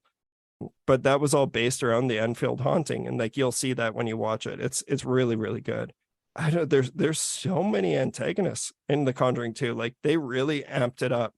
For the longest time, I thought The Conjuring 2 was better than the first one, and it might be, but it's like, it just packs in so much more. And I think that's why I like the original, is that it's more simplistic and it really has moments to breathe. And the second one does as well.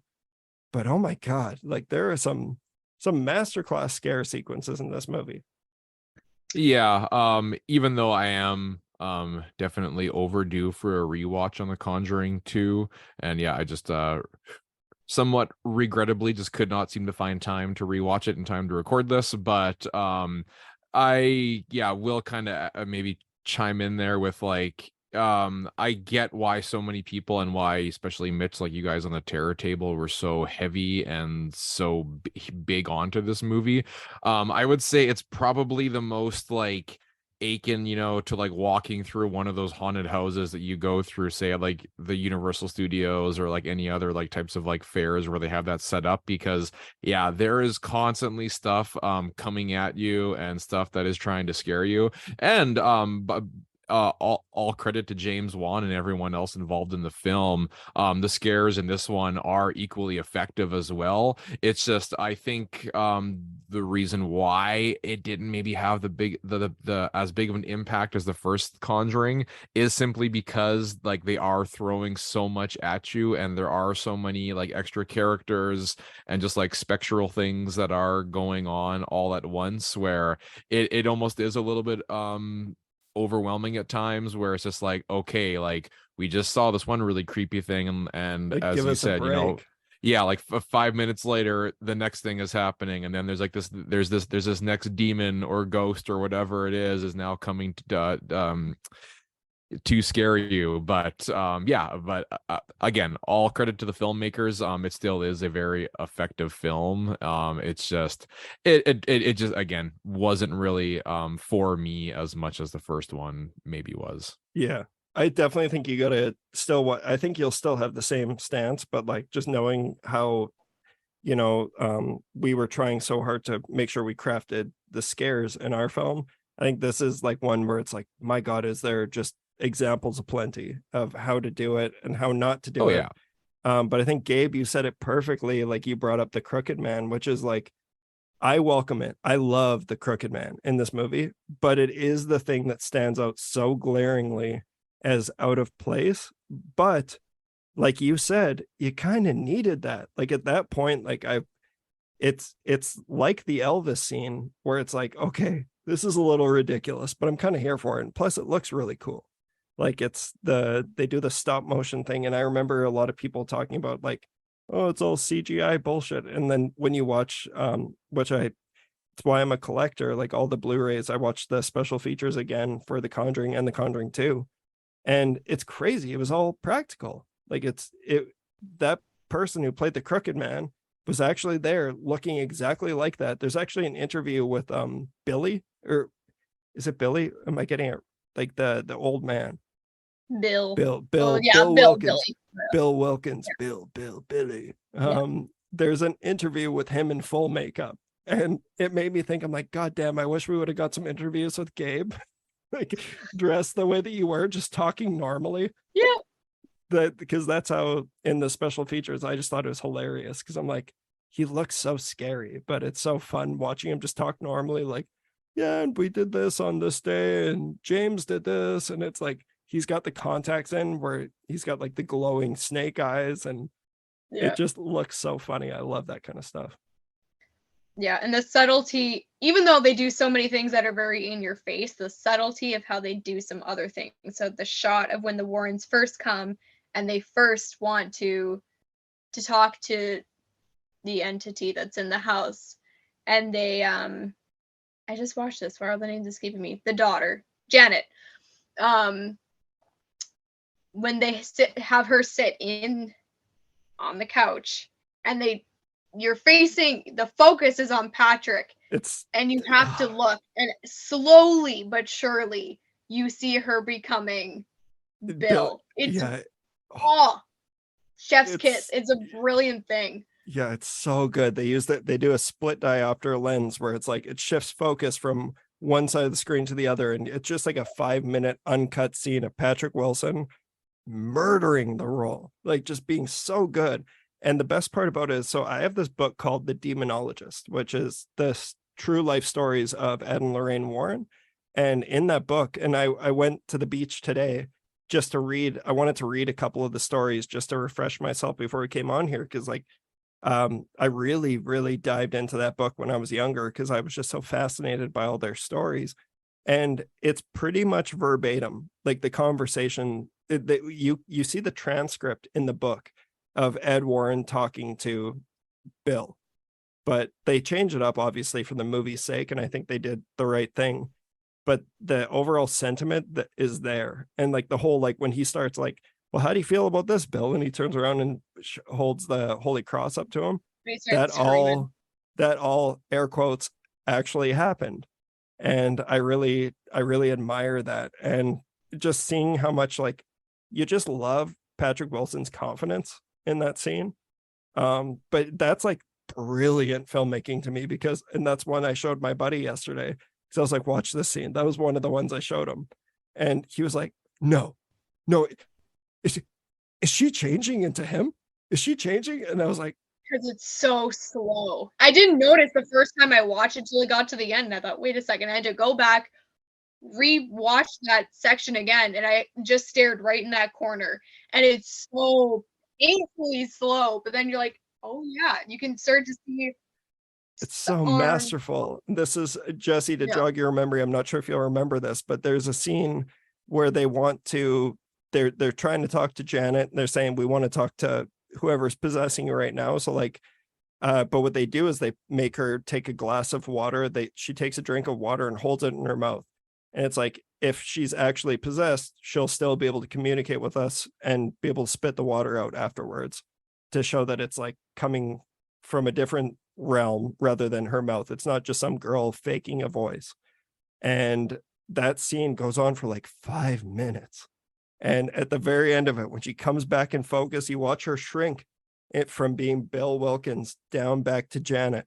She comes back in focus. And then all you see is they turn to her. She grabs a glass of water and she spits the water out. And I got chills. I got chills just thinking about it. It's so good. Yeah, I mean, stuff like that still is super, super cool. And like I said, the movie definitely has a lot of really, really cool sequences that, you know, if you are into this type of horror movie, you know, I do think you can really get a kick out of stuff like that. Last couple things I have for this one is, so I wanted to mention, because the first one looks gorgeous as well, but I honestly do think that the second one looks even better. And it was DOP'd by Don Burgess, who was the director of photography for Castaway, Forrest Gump, Spider-Man, and Aquaman. He went on to work on Aquaman with James Wan, so shout out. But he also shot Contact, which, if you're like a filming nerd, there's like a famous shot in Contact where people have been trying to dissect it for years, being like, how the fuck did they do this? All you have to do is Google Contact shot and you'll find it. And even if you're not into filmmaking, I think it's going to blow your mind, being like, this is the kind of magic you can make with movies. And it makes sense that this guy helped so much create these scenes, that like what we were just talking about, the split diopter lens and them like switching focuses. It just fed into the story so well. And I love this movie. Like, the only reason I still think the first one is my favorite is because this one does just take it a little too far, specifically at the end with like, I really like the nun is scary as shit in this movie. That nun scare sequence. Do you remember that one, Jesse?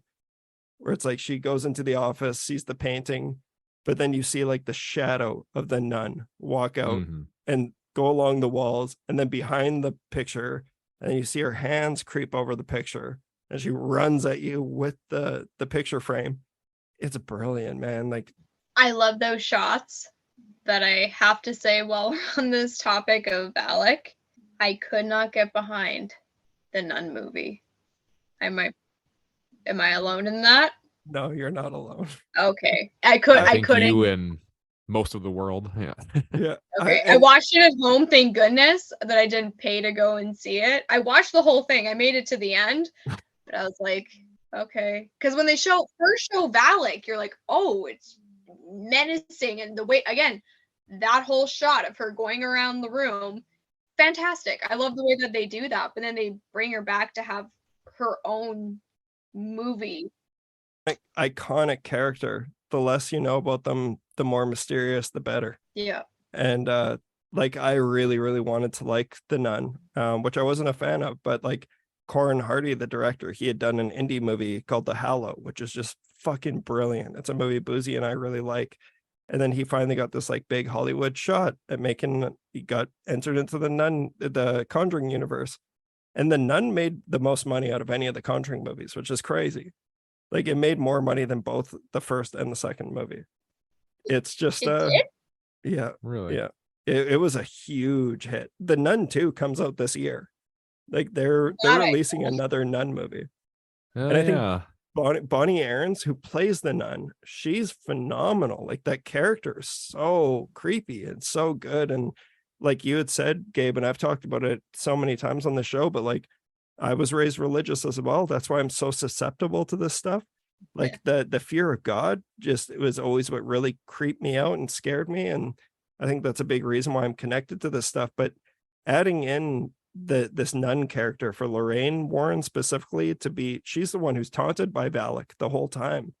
And it's like, you know, her questioning her faith. And I just think it's a really brilliant way to go about it. And the character's phenomenal. I can say when I walked out of The Conjuring 2, I wasn't like, I said that nun is fucking scary as hell. Unreal. Would I want to see a full movie? No. No, it's like better to be left as just like a creepy kind of side piece. Yeah, it would have been as if they had made, I know he was just part of it because she was encompassing she was taking hold of Bill and becoming the other things in the home. But it would have been as if they had made a Crooked Man movie. It just wouldn't have worked. Although I will say on that note, they just nixed it. Yeah, they were going to make a Crooked Man movie. Oh, they were? For years, they just pulled back on it. Yeah, the one that I did forget about though, the scene is when, what's the son's name? I can't remember the son's name. I can't remember the son's name. Yeah, when he hears the bell and he goes to let the dog out, and the dog shifts and becomes the Crooked Man. That one part, I was like, and just, and the sounds. The sounds is also a big thing that I know you guys added into the Druid's Hand with all my like finger movements and everything like that. Those little things just work when he's like, and you just see this dog becoming the Crooked Man. It's just, gets under your skin. I love that stuff. It's so. Should we close up shop with The Conjuring 3? Do you guys want to chat about it a little bit? We can, but I'm going to be very honest. I saw it once in the theaters. I haven't seen it since. I am curious to hear your thoughts because again, I have never actually seen it, and Mitch, honestly, I don't even know if I've really heard your exact thoughts on it. So yeah. The Conjuring 3, The Devil Made Me Do It. This one was made for $39 million and it made $206 million. That's the reason I'm mentioning the budgets on this one, is that there's a clear drop off here. Granted, it made $160 million. That's a pretty big W. That's a big success for the company. But the synopsis is: paranormal investigators Ed and Lorraine Warren take on one of the most sensational cases of their careers after a cop stumbles upon a dazed and bloody young man walking down the road. Accused of murder, the suspect claims demonic possession as his defense, forcing the Warrens into a supernatural inquiry unlike anything they've seen before. Are you familiar with the Devil Made Me Do It case? Not really. Yes. Yeah, it's coming back to me now that you said the synopsis. So yeah, it's like this is like a real case where a guy actually got off from murder because he said that he claimed that he was possessed by the devil. It's ridiculous to think that could happen. That someone could claim that and get away with it. And obviously the movie sensationalizes and leans into all of the defendant's claims that the devil actually did make him do it. Yeah, this movie, it's another family moving into a new home. Automatic trope that's like in so many of these horror movies. I wasn't a fan of it the first time I saw it. I wouldn't say that I am, but I don't think it's a bad movie. It's just so clearly a drop from the first two. It's kind of massive shoes to fill. But at the same time, like James Wan directed the first two Insidious movies, and it's an unpopular opinion. Insidious 3 is my favorite out of the Insidious movies. And that was like one that I think I'm maybe the only person on earth who felt that way, but there's just something about that movie that I really connected with. But with this one, I just think that the first two Conjuring movies set the bar so high that there's just no way that it was gonna, reach those heights for me. And overall, I think it's an interesting story. The movie is shot really well. It's acted well. Patrick Wilson and Vera Farmiga are back, but I just kind of felt it just felt a little hollow for me compared to the other two. I just didn't feel the love that they have for each other. All the things that I really loved about the first and second one were kind of vacant here for me. Yeah, I entirely agree. So with this one, there wasn't the sense of urgency that you felt with the other ones. There wasn't the emotional connection to the characters like you did in the first two. And that goes with everybody, every other character in the third movie. And perhaps that's why I haven't made the effort to rewatch it. Maybe I should, but it didn't hit home for me. I didn't leave the theater feeling a sense of relief that everything turned out okay, that they got everything figured out. It reminds me of, I listened to it over and over again, the Unfriended episode of The Terror Table, because I love the Unfriended franchise. Love those movies. Yeah. Also blows me away that you listen to The Terror Table. I do, yes. I listen to it to and from work. But it's something where I think it was Boozy that was saying in the second one, where with the girlfriend, like you just don't care really what happens. I felt that way with this one, whereas with the first two, especially the second one, you care so much about what happens, and I just didn't feel it with this third one. It just didn't hit home for me. If there's no emotional connection and they don't play into it, they don't really make you care about the characters and their relationships and what happens to them.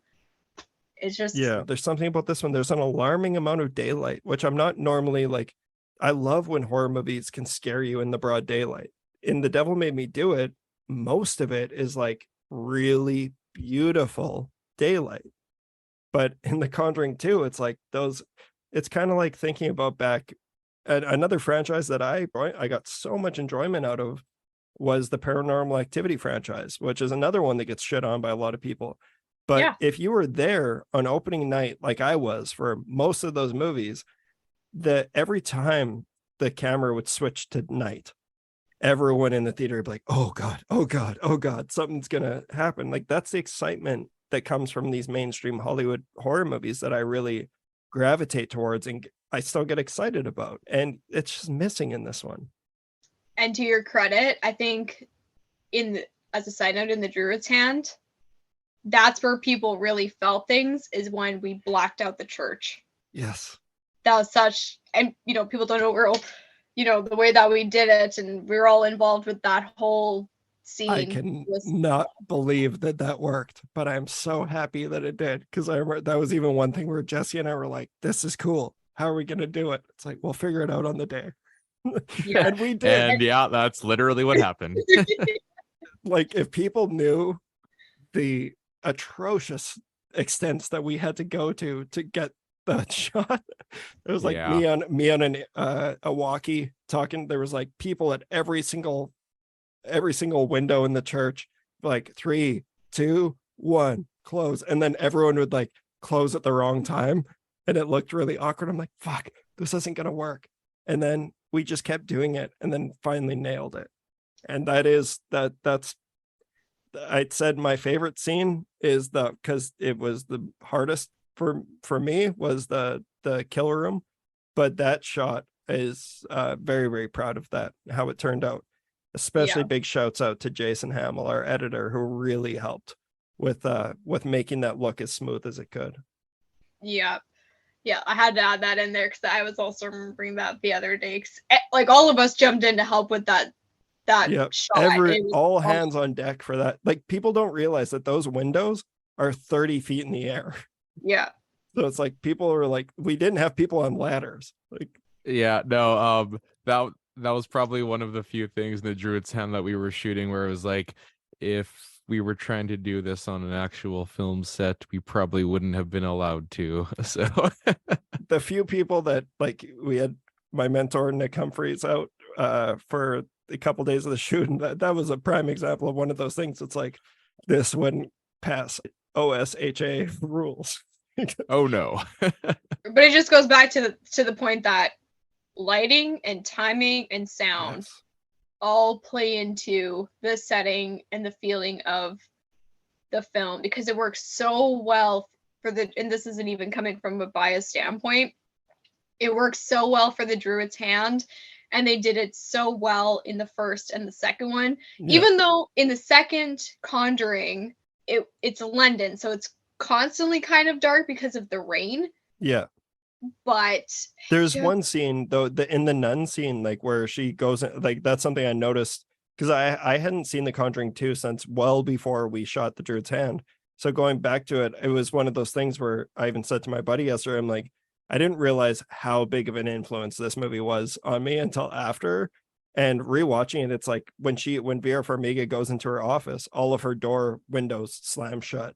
And it's like, that is like, it's a horror trope in a sense, but we still did it like very, like a lot differently than the way that they did. But that's how horror works, is like, you know, like James Wan didn't create any of these scares, but he elaborated on all of them. That's what I love about it. It's like this stuff has all been done before, but not by James Wan. And it's like he perfected it or something. Like the way that he went about things was just so out of the box, and yet not. It got under your skin. Obviously, the second one, like I mentioned, there is more camp to it. Yeah. But in some parts, like I mentioned, like when the crooked man comes to life, you see it and you're like, yeah, you know, that's, you know, like I said, the people are commenting, saying whatever they want to say. But also, it's a children's like music box that it comes to life. Of course, it's like Bloody Mary. Yeah. Do you have any other closing thoughts on The Devil Made Me Do It before we round out this episode? Not really, but you mentioned, because I haven't been really keeping up. Actually, on to that note, there's a lot of horror movies that you guys keep talking about on the terror table that I haven't seen yet. Again, because I live with someone that just cannot handle, oh, here's the music, and I just hear from the other room, turn it off, I don't want to hear it, turn it off.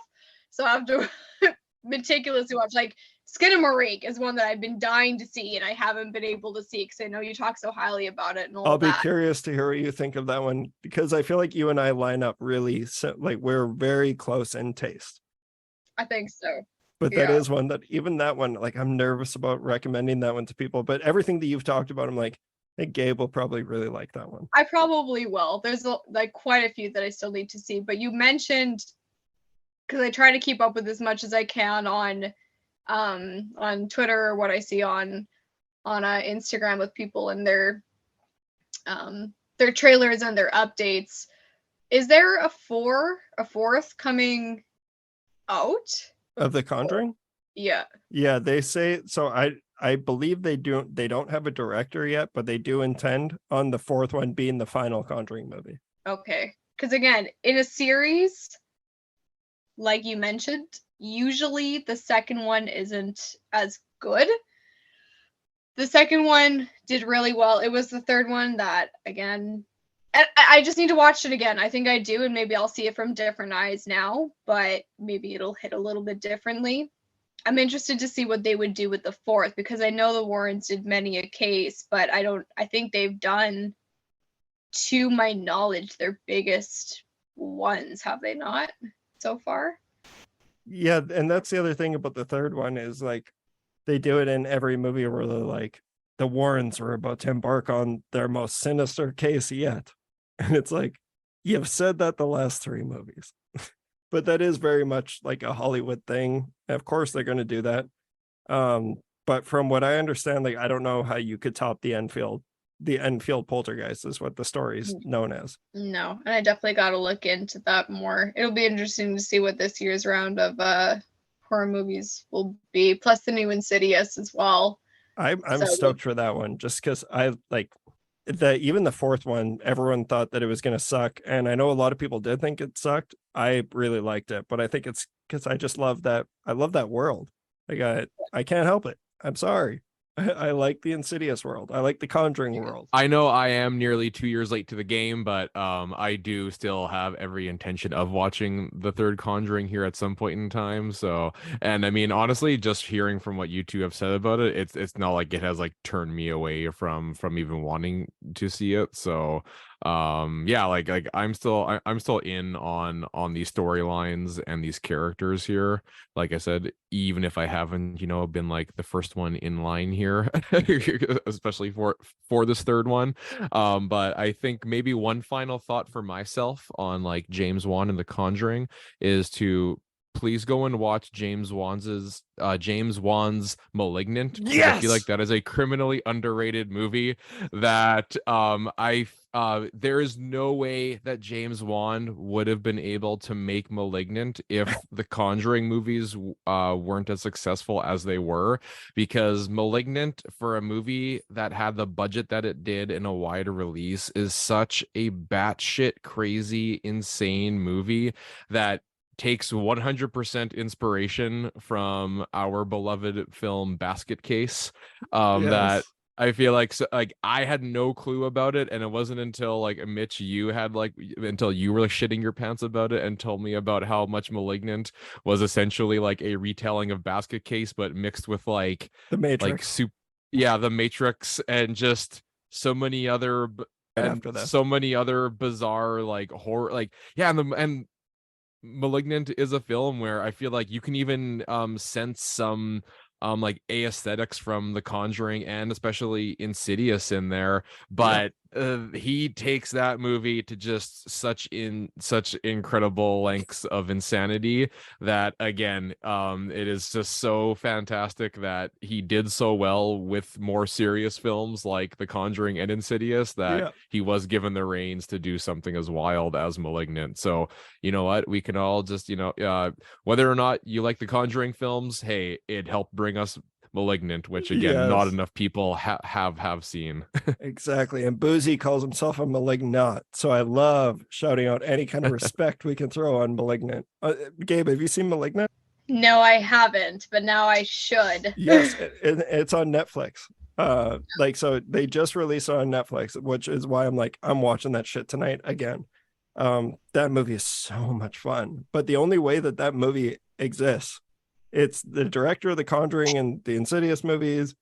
He made a Fast and the Furious movie and a DC movie, Aquaman, and they were like, you can do whatever you want with this one. And he made the most bonkers horror movie I've seen in years, and it went wide.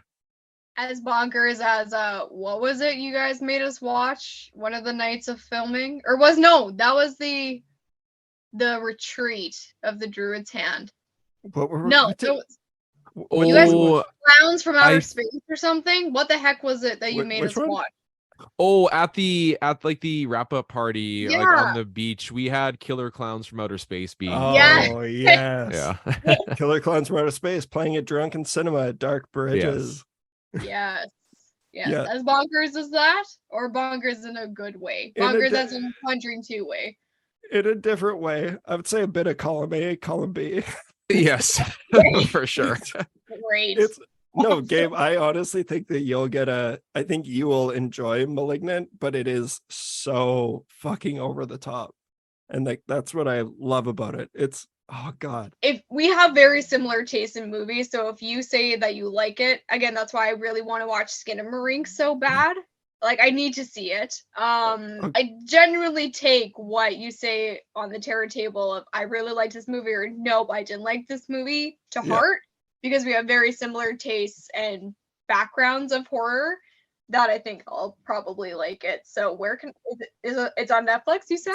It's on Netflix, Malignant. But this was fantastic. I'm happy that we could, we're at something like 260 episodes of the terror table, and The Conjuring is such a big franchise for me, and this is the first we've talked about it. So thank you, Gabe, for joining for this, and thank you, Jesse, for sticking it out even though you haven't seen the last two movies in a long time. It was awesome just getting to catch up with you two, especially you, Gabe, seeing each other in well over a year now at this point. And so it's always great to chat with you, and it was nice to think back on some memories of the Druid's Hand and all that. It's crazy stuff. It's been 2 years. I know, mind-blowing, honestly. Well, and like I was saying to Mitch, we were just talking the other day when we were talking about the podcast. I'm like, even at the premiere, there were there's like, even now, there's hundreds of stories that we still haven't even talked about. I feel like we should do a whole other Druid's Hand Part 2 episode with the cast and crew, because there's so many things that didn't get brought up at the premiere, and I don't know if that was just excitement or we were short on time to watch it again, but like there was, again, it was like Mitch said it perfectly. It was so serious, but there was just like howling laughter in between scenes, in between days. It was so much fun. It was so much fun. Like, I hope one day we can really all sit down and get it out. And the big takeaway is that all of us are still friends. Colton and I had Aaron and his friend out. They camped out in a tent in our yard. Aaron made us the best steak with this like homemade rub that he made. They went out and they got steak, and it was like corn on the cob. And shout out to Aaron Savas, because he's just what a gem of a human. Yeah, he's the absolute best. After you guys visited that time, he came and was at my place for the night too, and I saw it was just so great to see him. And it's good vibes all around with everyone on the Druids crew. If you're interested in seeing the film, we probably talked it up a lot if you haven't seen it yet, but it will be on the ScreamFest YouTube channel, YouTube ScreamFest LA, and you will find the Druid's Hand, which is going to be available wide on June 2nd, Friday, June 2nd. This is a nice little bookend on this amazing experience. So happy that I was able to talk with both of you guys. Any last thoughts, Jesse? Do you want to let's plug some of your stuff, because you got like your band Swayze, which is comprised of all of my favorite people. Like all of my best buds from Saskatchewan are in your band, and you guys are incredible. I know you guys have been playing lots of shows, working on stuff, and you also got a bunch of stuff in the art world. Let's talk about it a bit. Yeah, I mean, I don't know. With Swayze, I mean, yeah, you can find us around on the internets where like Swayze lives on social media, because Swayze was not a very good band name to pick in terms of trying to find on Google and stuff. But yeah, for the first time in the last couple of years, Swayze's actually been playing shows a lot more regularly. We're definitely hoping within the next year to actually put out like another EP or an album of some point there. So we're kind of deep in the middle of working on new songs and stuff, which has been really, really fun to do.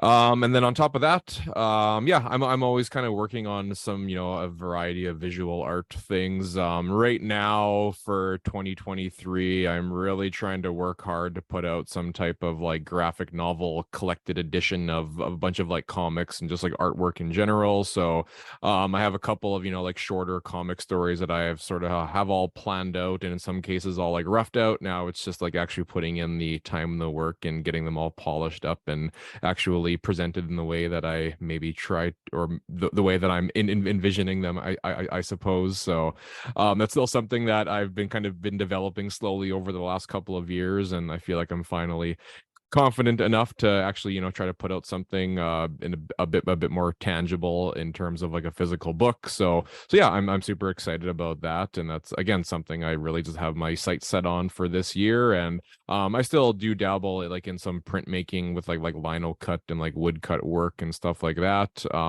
Like my partner Raylan, who we've talked about a couple times, we sort of have like a small little like art company kind of thing. You can find us on Instagram under Tawdry Gubbins. We sell like homemade paper and like a bunch of our own artwork. Raylan is actually like a very fantastic artist and like printmaker as well, and she helps me out a lot, but she does a lot of really fantastic artwork on her own as well. And especially this summer, both of us are really hoping to spend a lot more time and energy on that. And throughout the last year, we've both just been busy with work, and Ray's been back in school and stuff. So yeah, we're both looking forward to the summer here and really putting a lot more just time and energy into those types of things. So all stuff that I'm really I've been really proud of, and stuff that I'm really eager for people to see more of. So yeah, that's about it. Hell yeah, I can't wait for the eventual day that you're going to release that comic book, because that's been a long time coming, and it's going to be great, and I'll be the first one to grab a copy. For sure. Gabe, do you have anything you want to plug before we close up shop today? So I started, one of my goals for 2023 was to start a blog. So I have a blog. It's called Gabrielle Gabs. You can follow me on Instagram, Gabrielle Gabs _blog. because we are going on tour again this summer. Please go follow Ride the Vibe on Instagram. And I'm going to be very sentimental for a moment. Go follow Colton on Instagram at Morrison_Colton, Kolten. He does a bunch of amazing sled and bike stuff. Go watch him, go follow him, go give him support. He does a bunch of really cool things, and we'll be touring around again this summer. So keep an eye out on the Ride the Vibe Instagram for where we are doing shows as well. And aside from that, I'd love to say that I'm in the midst of doing movies and whatever, but where we live right now, we're a very small town. But again, Mitch, if you make the call and you know I'll be there next day, won't even matter. We're not far from each other now. And that's about as much as we've got going on at the moment. So hell yeah, that's so exciting. I love seeing, like, it's pretty just clear how happy you are out here. And I know we live in the same province now, but what people don't know is like how huge BC is. But Gabe, like, if you and Colton find yourselves even close to Vancouver, of course we're gonna meet up. We're gonna have dinner or something, do something fun. I'd love to see you guys. Yeah, like a 4-hour drive away from you. I really, really can't wait to see you again in person, see Colton again in person. And yeah, the goal is to obviously just trying to make movies, trying to keep doing this thing. And if there's ever that opportunity that I'm lucky enough to be able to give you that shout, Gabe, of course, you know that's going to happen, because I would absolutely love to have that opportunity again. I was currently trying to work really, really hard to put myself in that position where I'm able to do those kinds of things. And it's not easy, but it's I'm just so grateful for everything that this film and you guys have done for me. Last but not least, you know, it was a scary as shit moving out here. This is something I haven't thought about in a while, and this just coming off on a whim, but I want to say it. I felt like I had made a huge mistake when I decided that I wanted to move out here. And when I started driving it, I was like, fuck, I shouldn't have told people I was going to do this, because if I fail, now everyone's going to see it. But the reality is, being able to come out here with the Druid's Hand and to be able to show what we created together, it's helped me a lot. It's my resume of sorts. It's what's made a lot of people pay attention to me, and not a day goes by that I don't acknowledge that it wasn't just me that did this thing. And I'm really, really proud of it. I'm really proud of everyone that we had involved. And I hope listeners and people who contributed to the Kickstarter alike see what kind of positivity that this project has brought to the world for everyone involved. Love you guys. Thank you so much for joining on this episode of the Terror Table. And yeah, we'll have you back again soon. Gabe, we'll have an episode where you'll be able to come on when Boozy's here, and we'll just chat horror movies in general. Please. I'd love it. There's some people that just schedules don't work, but to be able to get on here again with you and Boozy would be great. Yeah, absolutely. Yeah, we'll do it. And likewise for you, Jesse. And yeah, thank you everyone so much for listening. Thank you for all of your support over the years for this project. Once again, SCREAMFEST LA YouTube. Search the Druid's Hand. You'll find us there.